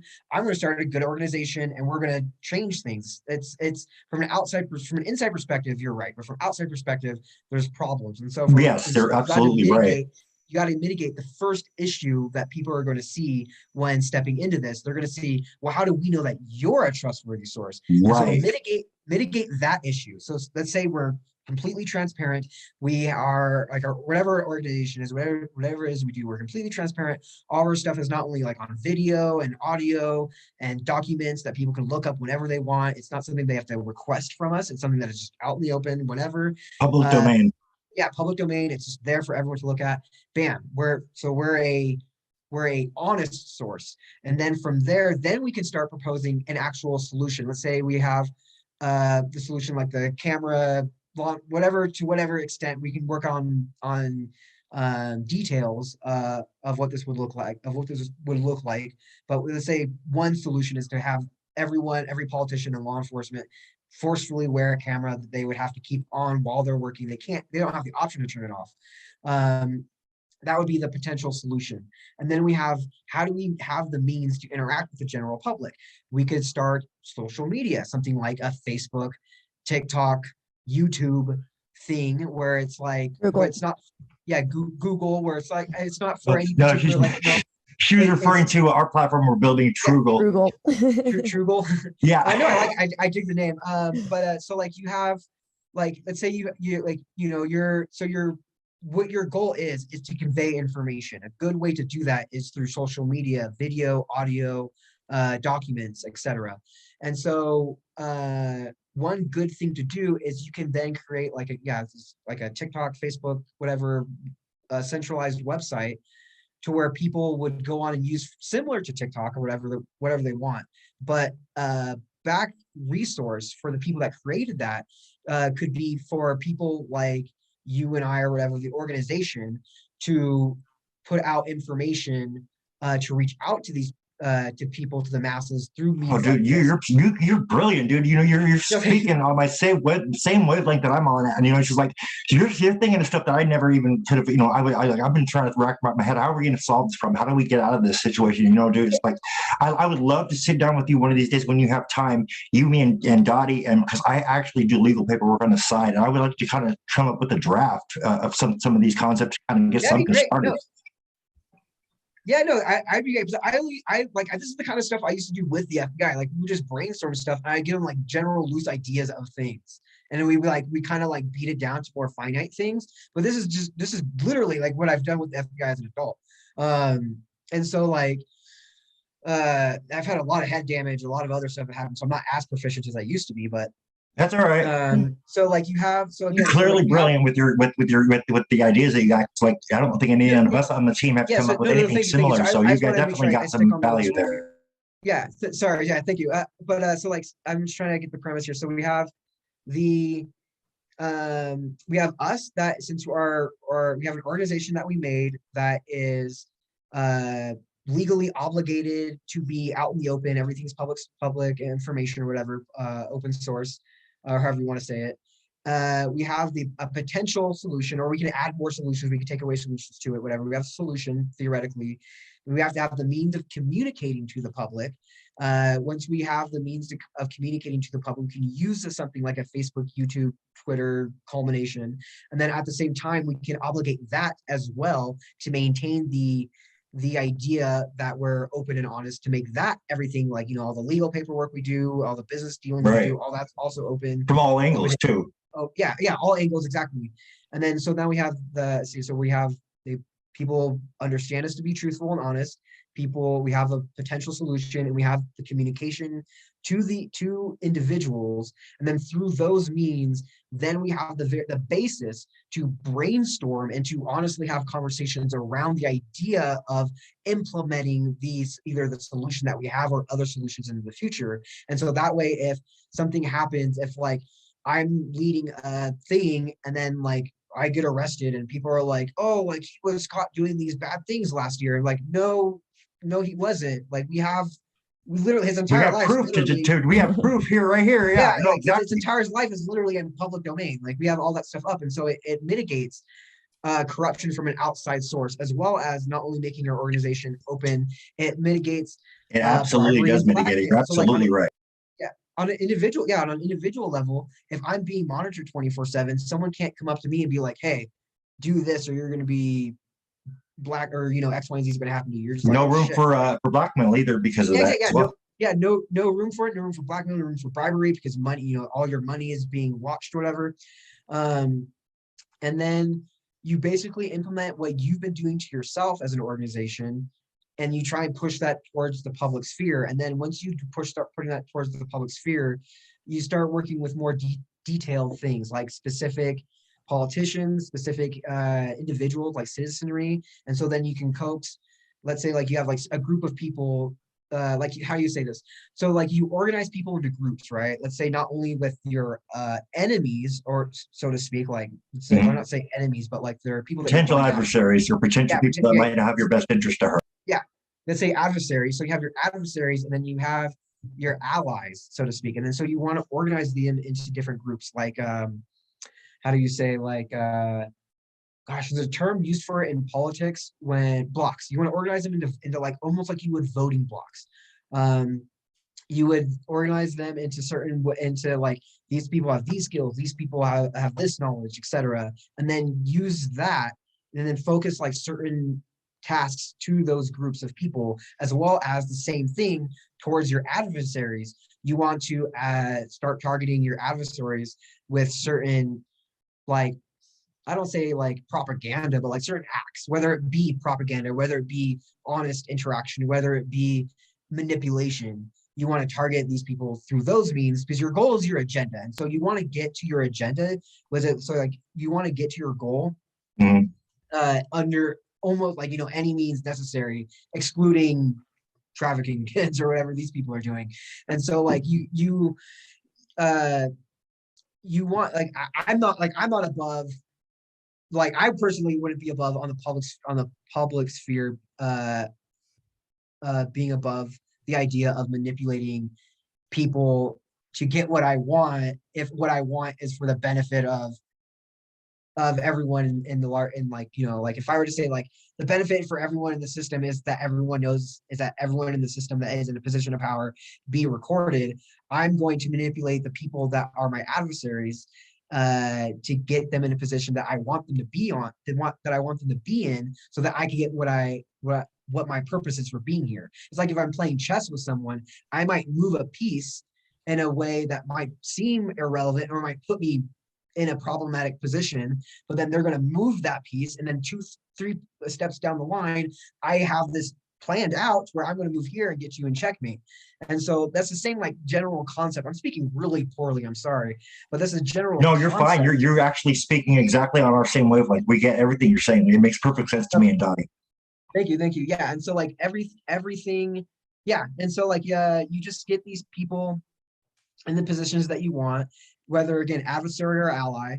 You organize people into groups, and then you yourself are in a position to where you can't be put down because you already have all your stuff open.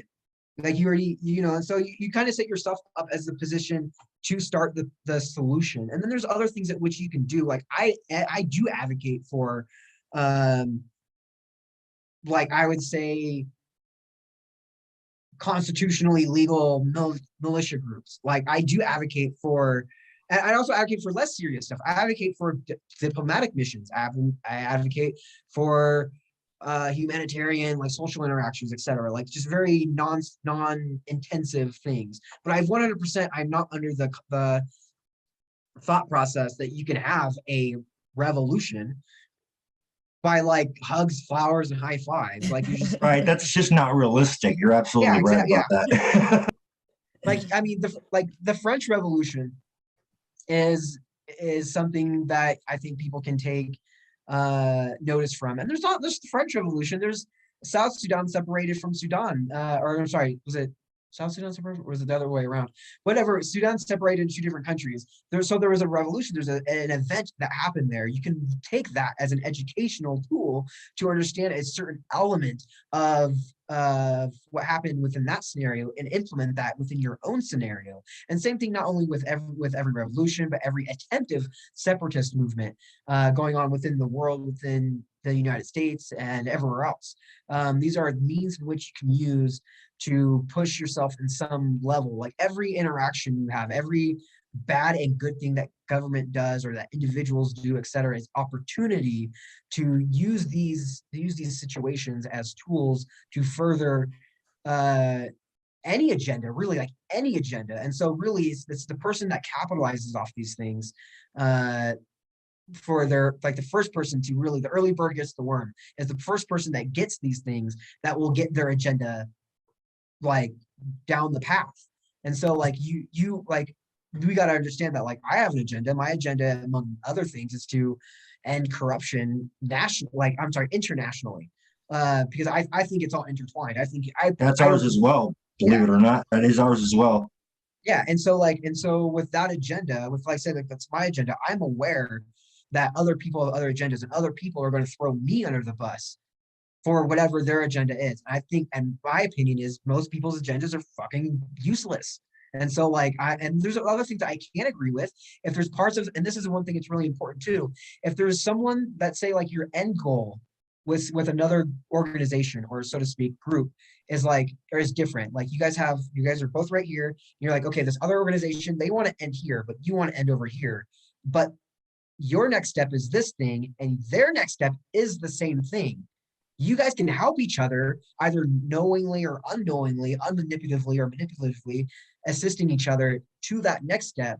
So then you guys can either, like, you guys are knowingly or unknowingly are going to separate after that. But you can use these things, like say, the enemy of my enemy is my friend. And that's beneficial. Use other people's will, other people's agendas and plans, intellectualisms, etc., against not sorry against them, sorry, but against but to perpetuate yourself. Oh, you're absolutely right. No, like I'm right there with you. That's brilliant. Continue. Yeah, no, yeah, no, I mean, that's the gist of it. That's really the gist of it. Everyone commenting on my live, I'll get to your comments in a little bit. I'm sorry. I just, yeah, I don't answer comments when I'm doing live interviews, or not very often. But yeah, no, that's like the gist of it. I kind of rambled on there for a minute, but no, you're fine. You're a logistical genius. Okay. No, I appreciate that. Thank you. No, and there's a lot more that I mean, like once I get one thing that again I used to do with the FBI is talk about this stuff, like planning stuff out. And like one thing I'm really good at is, once I understand the full parameters of a situation, like I'm giving like, these are the things that you need to think about, excuse me, when it comes to like, we want this goal done. These are the obstacles, or these are the parameters. I'd be like, okay, like this is how we're going to get to here. When it comes to like this situation, like any corruption or whatever, and using citizens as the tool as resolution, there's so many stepping stones. There's so many variables, and then each situation has so many variables within itself. And so you're not implementing a plan, you're implementing dozens of plans. And some contingencies. Contingency plans. Some are competing with each other, because you're in reality you have time sensitive things. You have things that are only opportunistic within certain scenarios, and so you have to implement certain things at the same time. Some things might destroy each other, and so when you come to that crossroads, you have to choose one or the other. And then like there's just so many different things to think about. But I do believe that through enough planning, that there is a pathway, but it's not going to involve it's not going to involve the government taking down the government. It's not going to involve like, and this is not just again for the United States, it's for every government. It's not going to involve like revolution's not going to happen within itself. And it's not going to happen within like, I think protesting has its utility. I think it's beneficial, but it's not going to happen just from people protesting like, oh, like all they need to see is just my daughter cry, and then their hearts are going to be touched. These people don't fucking give a shit. No, they don't. You're right. They don't. And like, so protesting is a stepping stone towards more serious acts that I do think need to take place. I can't speak of some of the things I would advocate for because they are very serious, but I'm not above what every other government does on the entire planet throughout all of human history, what they've done to get be successful in their agenda. I'm not above that. I'm more than happy to involve myself in almost everything that large governments are involved into. Like I would say really like just not involving children is like my line, but vastly everything else. Line. I think that's most people's line. That's not. Surprisingly not. No, it should be, but it's not quite. But I mean, but it's at least as far as people like us go, that is crossing a line. Yeah, no, and I just think that like you gotta be like, you gotta understand that espionage, you gotta understand that bribery and blackmail to get people to be blackmailed. These are things that people are gonna have to do onto government employees, onto military, etc. Because like we're not playing a video game. This isn't like this is real life. Yeah, this is like that there's trillions of dollars, many contingency plans involved in maintaining the status quo, and I'm more than happy to maintain certain aspects of society. Like I don't want like to overthrow the government and have like anarchy or communism, or even I'm not capitalist, communist, or anarchist or whatever, but that's not my agenda. My agenda isn't economy. My agenda is you can't even start to say which system is beneficial or unbeneficial until you remove corruption, the corruptive element out of it. Because capitalism could be the best system. We don't know. The system's corrupt. Communism could be the best system. We don't know. The system's corrupt. We don't know if the Democrats are liars. The system's corrupt. We don't know if the Republicans are liars. The system's fucking corrupt. And so really the only thing that we can do about it is to implement a system that is infeasible and almost impossible to be corrupted. And then to implement that plan, people have to understand that people that are into trillion-dollar industries, $150 billion just for human trafficking, are not going to just be like, oh, like they came up with a good plan, let's just shovel them in.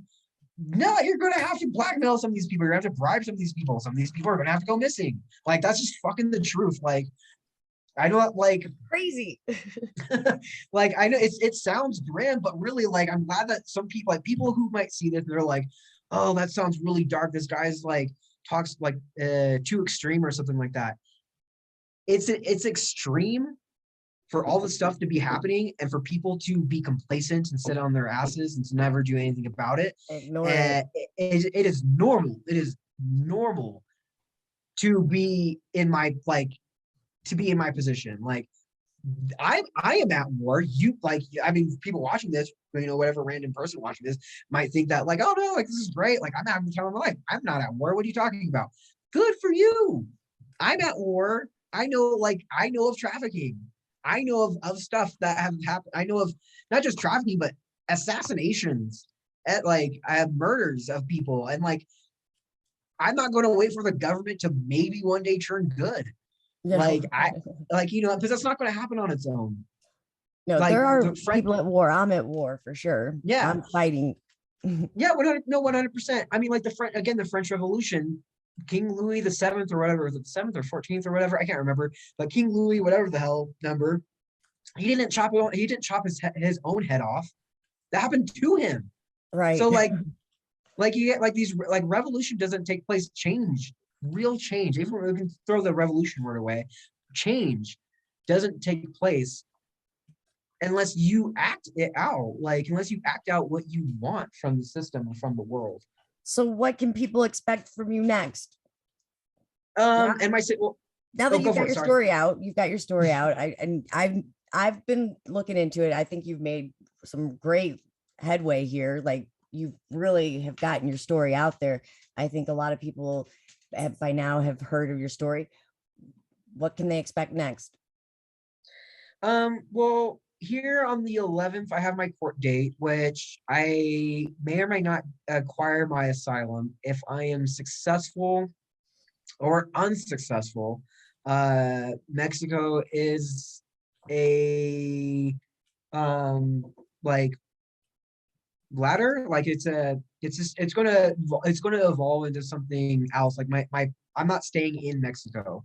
It's a benefit for me to get asylum as it aids in various other things. But regardless, I'm going to move on to other places as I'm aware of the issues that Mexico has with it, not only its own corruption, but its own corruption and compliance with the United States, like many countries have, but also the issue of proximity. I've already have had people with the U.S. government, with U.S. military background at my place where I used to live here in Mexico at my old apartment. I have that video up. And so like, again, my next goal is to move to a new country, regardless if I get asylum or not. It's to seek asylum to another country. And it's to play, I'm playing the long game for something, for my end goal being something that I've kind of touched on in other videos and other conversations. But in a sense, I'm going to say that like my own goal is to start like my goal is to start my own organization, so to speak, that imposes its will diplomatically and militaristically on governments around the world. Like, I love that concept, dude. That you're brilliant, dude. I love it. I think you're absolutely right about all of that. I absolutely do. No, thank you. I mean, I appreciate the positivity. I think it's something. I mean, if anyone has anything serious that they want to do, like anything really serious, they have to realize that the system, whether it's democratic, republic, whether it's legal or law enforcement or judicial or whatever, it's people scratching each other's backs. And the only way that you're going to make change, real effective change, is by acting out some pretty serious stuff. And it doesn't necessarily mean, like, I'm not saying like blow up a building or something stupid like that. Like, but like there is going to be some stuff that needs to be done that might not be too comfortable for most people, you know. But exactly. But logistically speaking, that's going to be a necessary thing. Exactly. Yeah. Logistically speaking, it's going to be. It's like saying like, oh, I want to have a big worldwide business, but I don't want to ship anything anywhere because I don't want to be involved in like, I just think from outside perspective, I don't think this, but like, let's say if you're like, I don't want to be involved in helping oil companies make money. And so I want to make a business, but I don't want to deal with anything that involves, gas being used, even though I want an international business. It's just, it's just not possible at this stage at this stage to do that with to get your agenda accomplished without sacrificing some of your not moral compass, but like preferences, I guess, Right. and what you would do with certain things. In order to get to that point, you have to you take the steps to be able to get to that point first. Otherwise, you're not going to be able to logistically make it happen, like you're saying. Yeah, exactly. No, exactly. 100%. You're not going to be able to make it happen unless you act out certain things, unless you really, I mean, it's, gosh, it's just the nature of the situation. Like people want to say, like, I'm not sure if I don't mention things necessarily that I believe in or that I do or don't believe in. So what I'm about to say, I'm not going to say if I believe in this here or not, but like many people mention like land back for Native Americans, like the treaty rights. Does anyone actually think, either Native American or non-Native American, actually think that the United States is ever going to willingly give Native Americans their right? Realistically, no. Realistically, no. Yeah, even with the thing that we hold on treaty, that's like, oh no, like they own this land.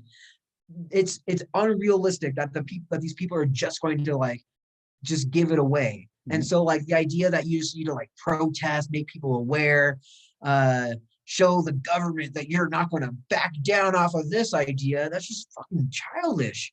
Like, yeah, it is. You're absolutely right. And it's not realistic either.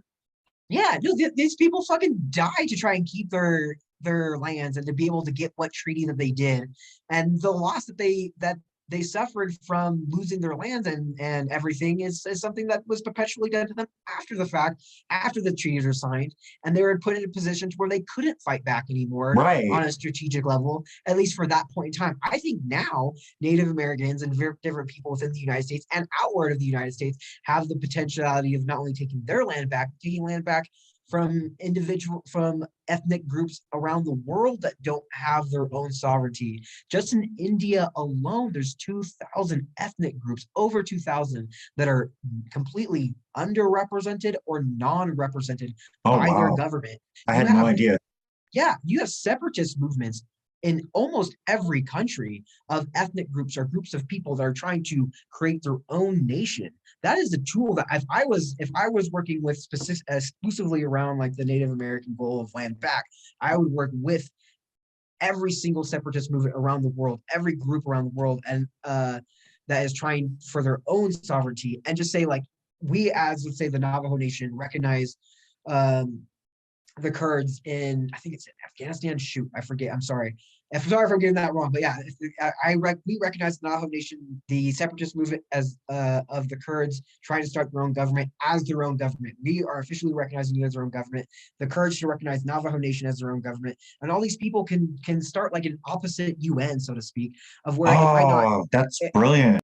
Yeah, it might not work as effectively as like United Nations, US, Russia, whatever, but it would still be more beneficial that like it would bring back a lot more balance.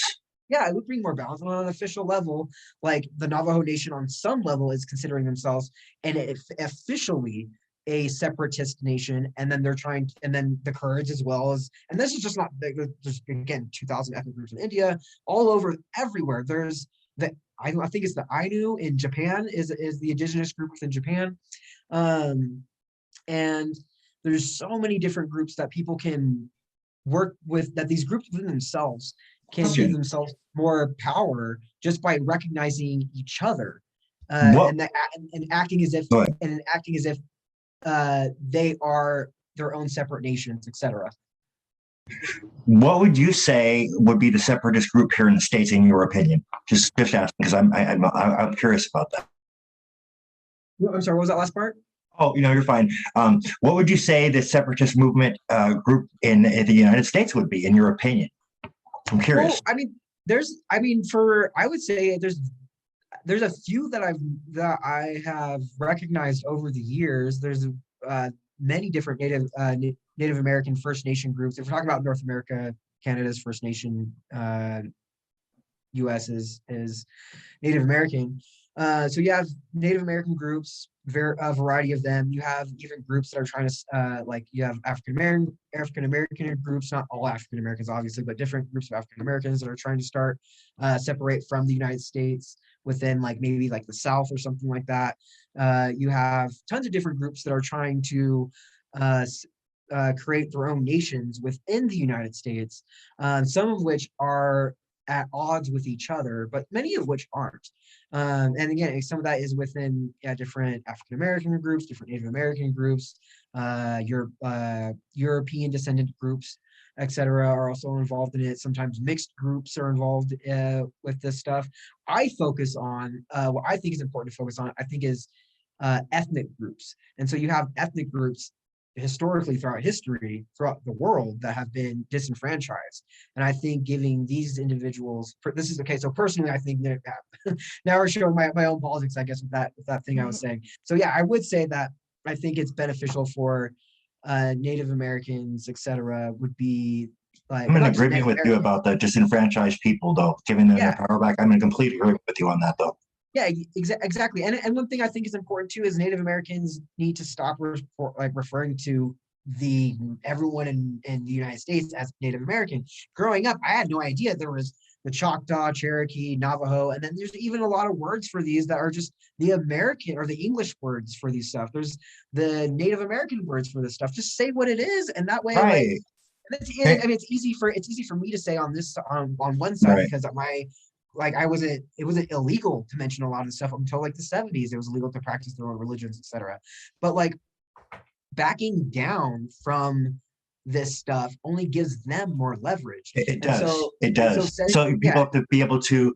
I think people have to. You're right. I think people those groups have to be able to retain their identity, their cultural identity, and their heritage. You know, by doing so, by what you just mentioned. You know, I think that's important because it gives them that sense of self empowerment back. I believe. I think a yeah, lot of yeah, Americans lack that kind of culture. Like, what culture do we really have? Right. It's well, I Heritage, don't think we like, really have one that's uniquely our own, except for a hog, a compilation of a bunch of different ones. Really. I mean, I don't know. I mean, just that's just my thought on it. But I think you're absolutely right, though. I think people need to be given their cultural identity back, and to be able to regain their, take their self empowerment back, and really keep long lasting effective change. I think you're absolutely right on that. and yeah, these no, steps would 100%. end all this child trafficking. All this stuff would potentially just put an end to that. Yeah, no, I think, Really, I mean, that's it's all really intertwined. interesting. Yeah, I mean, a lot of it is intertwined. A lot of it is tied together. Like when we talk Right. about like human trafficking or child or things within social services, etc., we can go back historically, and not only probably within uh, European descendant people, but I mean, there's was it called the native boarding schools, the indigenous boarding schools Oh, within yeah. Canada and the United States.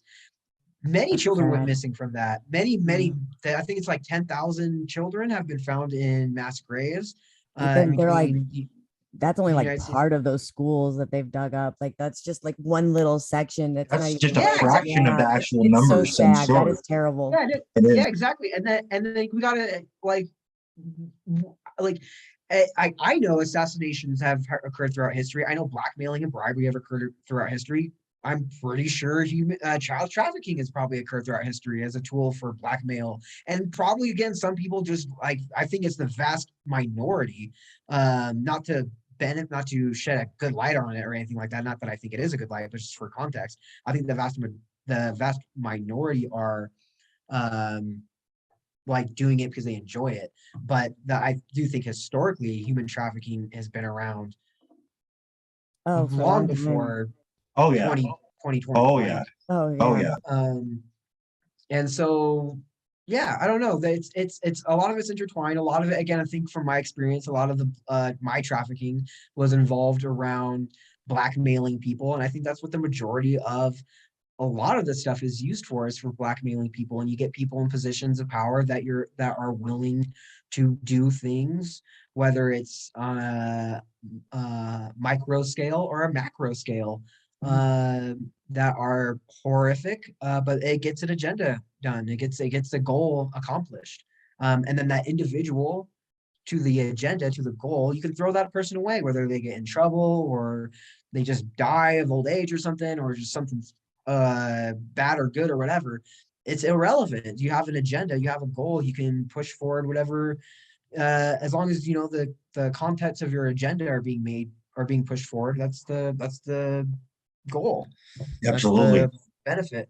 No, you're absolutely right. And, just man, we had what a powerful show, dude. You got Yeah. so much insight. Man, thank you for coming on, dude. This has been a great interview. I think we'd love to have you again another time. With follow ups with you for sure, definitely. Yeah, please do message me whenever you want. I want to I'm see free. your steps moving forward to this. Yeah, me too. Honestly, I've been having like the worst sleep. I've been waking up in like sweats and like just stress will do that to you, man. Stress will do that to you. Panic attacks throughout the day and like. Yeah. No, yeah, it You're is. speaking to the choir. It is, but I think we're all going through that to some degree. No, hearing your story, Dottie, is just, it's hard because like, I there's things that I'm like, oh, like I can relate to aspects of it as a little bit on both sides, but a little bit more, I think, on you said your daughter's side. Yeah. So I feel like I'm like, oh, I've been through that. I've been like, oh, I've experienced this. And so like, yeah, no, it's hard. There's a part of me that just wants to like shut down. And this is like why I understand why people like my brother or other people are involved in trafficking, because after a while, it just like, you see that like, A, people really don't fucking care, or at least not enough to do anything about it. Right. B, like, it's just, it's exhausting. I don't mean exhausting like you ran like, a mile. No, it's exhausting physically, mentally, emotionally, psychologically. Yeah, I mean, like you have nothing left to give, and you're still being drained. And then you're fighting on top of it. If you choose to fight, a lot of people sit down, they don't choose to fight. I've chose to fight. So my route's been a little bit harder than just sitting down and taking it, Yeah. No, and sitting down and taking it is hard too, but no, 100% fighting is an added hard route. of When when they say that when you know the truth and you stand in your truth, it doesn't matter if you stand alone, as long as you stand. Well, it's hard standing alone sometimes. It is. I mean, just from covering this issue, and I've not been, had any, the experience that to the degree that you, Dottie, or I'm just covering this, but this has just been such powerful and insightful to be able to cover all these stories, because it really does. It just gives me a small fraction of what you guys must be going through, and what I'm going through is hard enough, just to have to hear it like every day. I can only imagine what you guys must have had to deal with, and what you guys are going through, and the fact that you're still persevering and doing your thing. I just got to give you guys a lot of credit. It's just, there's a lot of courage here. I know Kevin, and I know he is too. We go through trauma. Like, it's trauma. It's traumatic every day, because none of it's ended. The child trafficking is still going on. They're still taking kids. They're still taking kids. So like, this battle is still going on. For me, I still haven't seen my daughter. It's been a year. So my trauma is as soon as my eyes open. It's like, how's my daughter doing today? What is she doing? How is she feeling? What are they doing to her? Where did she sleep last night? Did she get dinner last night? Like the 10 months I didn't know where she was. Like, how do you sleep? I mean, I have terrible nights of sleep. Like, my sleep habit is like completely thrown off and crap. Basically my quality of life has become shit.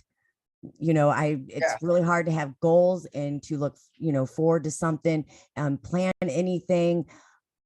My focus has been nothing but this case, the kids that are being trafficked and taken out the 21st Circuit District of St. Louis County. Got to take them down. Take them down. The rest of the country will go down. We have colluding videos of 40 GALs, guardian ad litems on a phone call, colluding together with the presiding judge who fled St. Louis County when all this took place. So, I mean, there's a lot of ammunition there. It's just knowing how to use it. That's been a problem. That's key. Yeah, because we have all this ammunition, but like I said, all the attorneys are involved. So nobody will step up and help anybody. So, and then people are so involved with their own case that they don't know how to come together and work together as a team on a goal that will benefit everybody because it's your kids. So you get the blinders on. You're like the horse, you just put the blinders on, you go, go, go. When, sometimes you need to stop, take a break, take a breath, and get with other people, come in this, to the circle and have some ideas and start working, together collectively. But that's been really hard. I've been trying to collect people up for a year collectively to do a class action lawsuit or to do anything. And, I have not been very successful at collecting up people, even though after I released the audio to my daughter in court that day and we stood up, 100 families came forward or so right away, had stories. We did a press conference. They stood out in front of the courthouse. They told their stories, but nothing went from there. So how do you get people to come together? Right. That's part of the problem. How do you get 3% of the people to come to your platform to implement this idea that you have? How do you gather them? It's really hard. I mean, I don't know. Yeah, it's not hard for child traffickers, though, apparently. on a grassroots level with people that are disenfranchised and have very little. Like, I mean, I have very little. I don't know how much money you all have. I have very little money. It's very hard for me to We're pretty much all in the same boat, I think. Yeah, I mean, like if you have just trafficking alone is $150 billion industry. You have other people that have legal money, let alone illegal money. They can. And it's crazy. The court system makes, the law system, lawyers and all that. The legal industry makes $50 billion a year. So Yeah. you take 50 billion plus your 150. You're looking at that's a $200 billion industry. That's how much is on each kid's head. That's the cost. That's, they have put war on these babies' heads. They have money on their head. Yeah. Absolutely right. Even in a legal context, you have children within social services. You pay, especially babies, you pay tens of thousands of dollars for children to adopt them, and that's huge incentive for people to commit a crime. It's usually, it's not people are like, well, it's not like the law enforcement officer or the social worker got the $10,000. No, there's a lot more covert. They got kickback at some point. Something trickled down. Yeah, exactly. They get shit. But there's a lot of the stuff makes careers. You falsify like a big level crime, you're the fucking hero of like the largest crime that ever hit Texas or something shit like that. Right. And you're like, and it's the crime that you set up.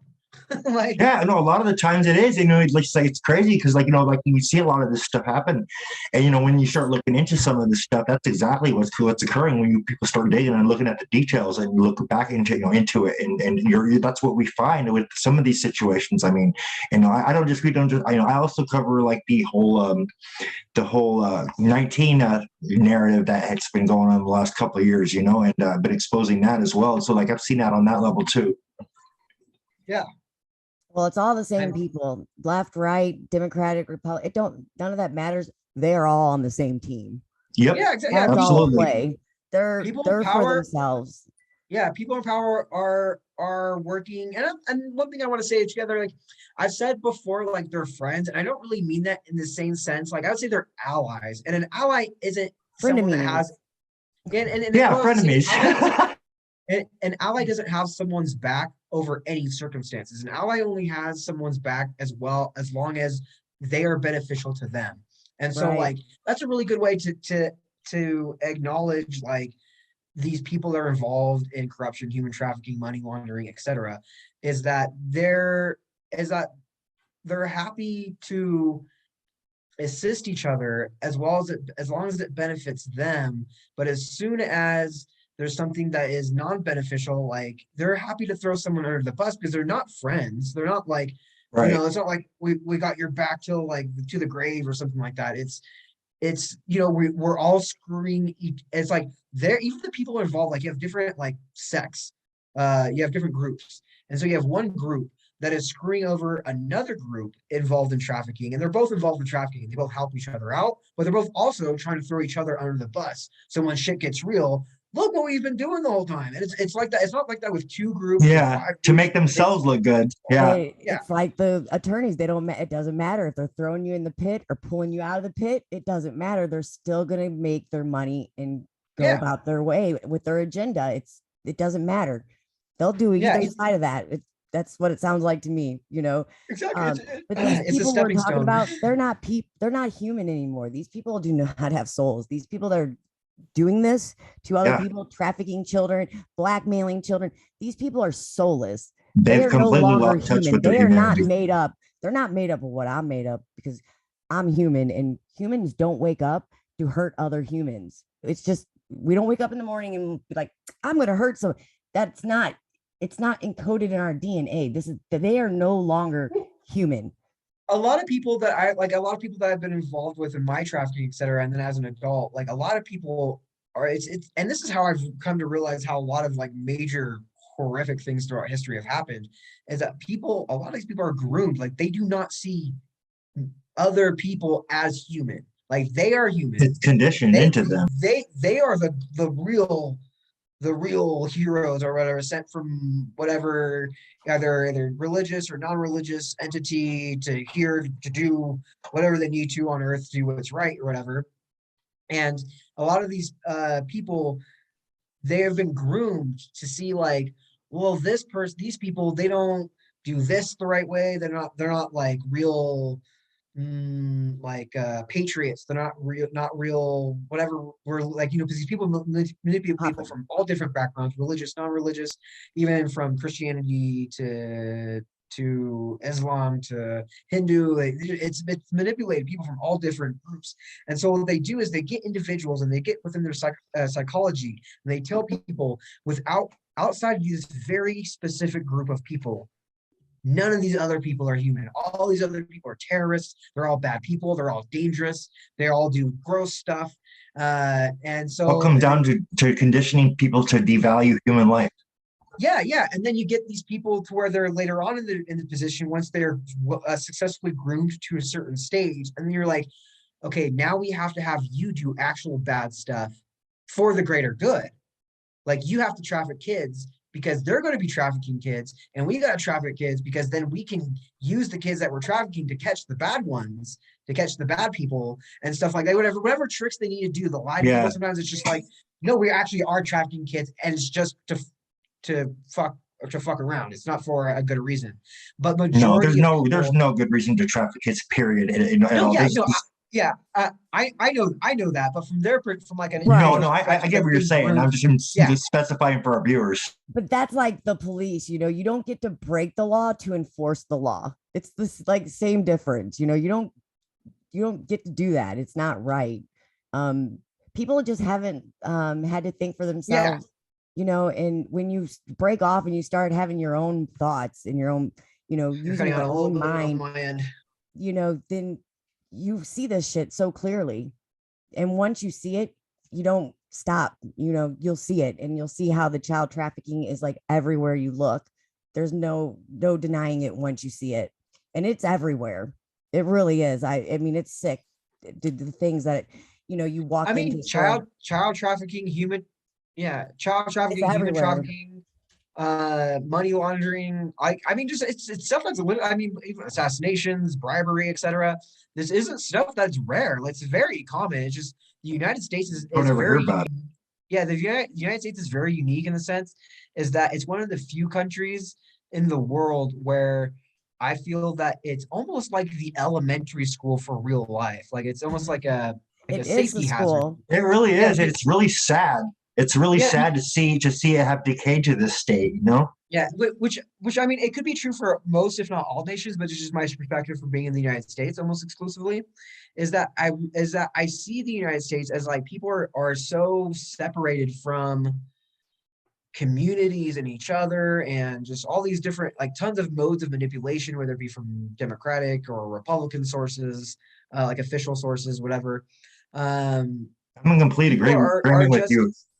Yeah, people are just people are just not familiar with what I just feel like people are just unfamiliar with how things work in a realistic level in the United States. Like people just think that again, like Paul, like, oh, if you want to become president, you just be a good person, get good grades, and have a good, like, I don't know, sense of morality or something, and good planning or whatever, and you'll become president or something. It's And it's like, no, nothing's ever that simple. it's like, no, you don't get, you're not allowed to be in a position of power in the United States unless you're under someone's thumb. And that is not Yep. like, that's not hyperbole. I'm not No, being that's very hyperbolic. true. You're Yeah. absolutely right. It's Absolutely 100% and, correct on that. and not just within government. I'm talking within government, business. You're not allowed to be, and this is like a little speculation on my end, but not really. You're not allowed to have billions or trillions of dollars. Let's say billions or millions for most wealthy people. You're not allowed to have millions and billions of dollars without being under someone's thumb, without being heavily watched. You Right. have the potential, you have such a resource to change not only your country, but any country. Some countries' GDP doesn't reach over $1 million.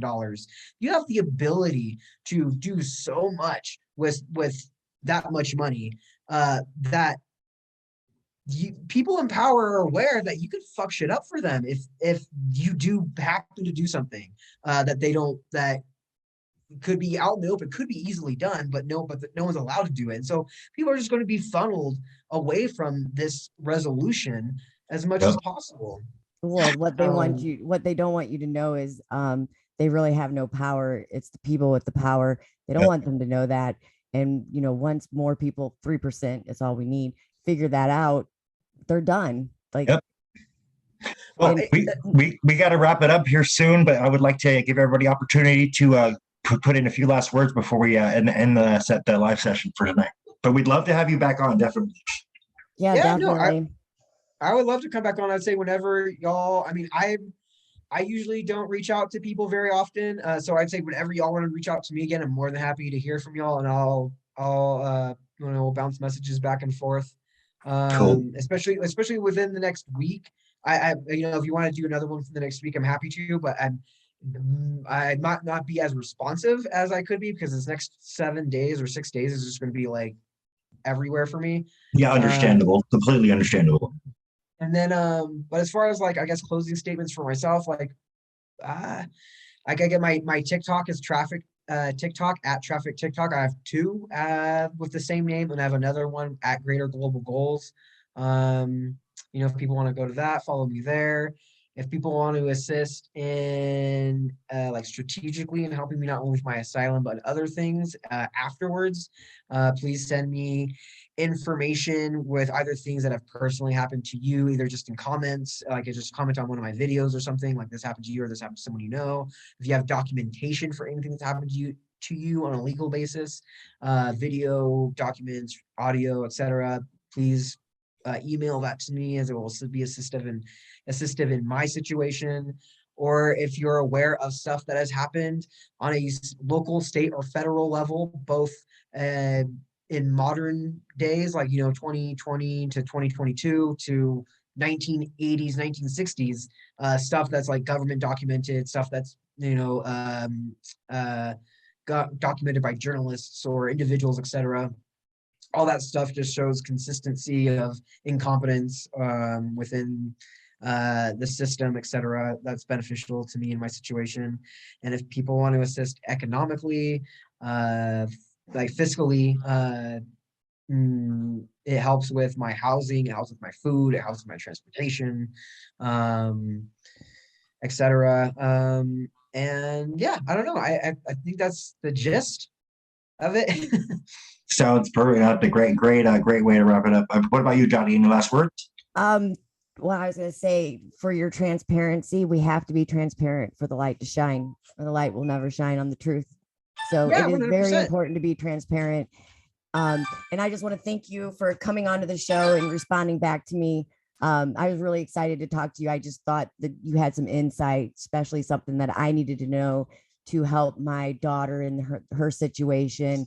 I have to try to get her out, so that's the battle. And more than happy to and more than happy to talk more about it. It's just more like I know my stuff is kind of all over the place. I do feel that there's stuff that They're all over the place. Every story is. Yeah, it's all right though. That's just that's nature. That's human. That's just the reality of the situation. That's the beast of this. Yep. Chaos. They love the chaos. It keeps They do. Under control. You don't know which way to turn. Right. But I just want to thank you for coming out. Thanks, Steven, for putting us on tonight. I appreciate both of you guys for thank you, Kevin. Thank you, Dottie. You're welcome. I just want to keep bringing awareness and try to save some of these kids. That's my goal, and take out this courthouse here in St. Louis. Awesome. and not go to jail for 7 years. Right. Yeah. That's, right. That's the next thing. Right. I hope get out of this one. Go ahead. I hope to hear good things from your situation, Dottie. I know you said you have court this coming Friday.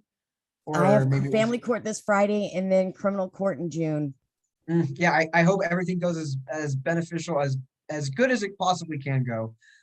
Because it is a sad reality that good people every day, bad things happen to them. And I just hope that you're an exception to that rule.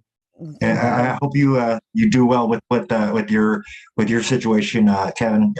We wish you luck, and we definitely will be in touch, and definitely be doing some follow-ups in the near future.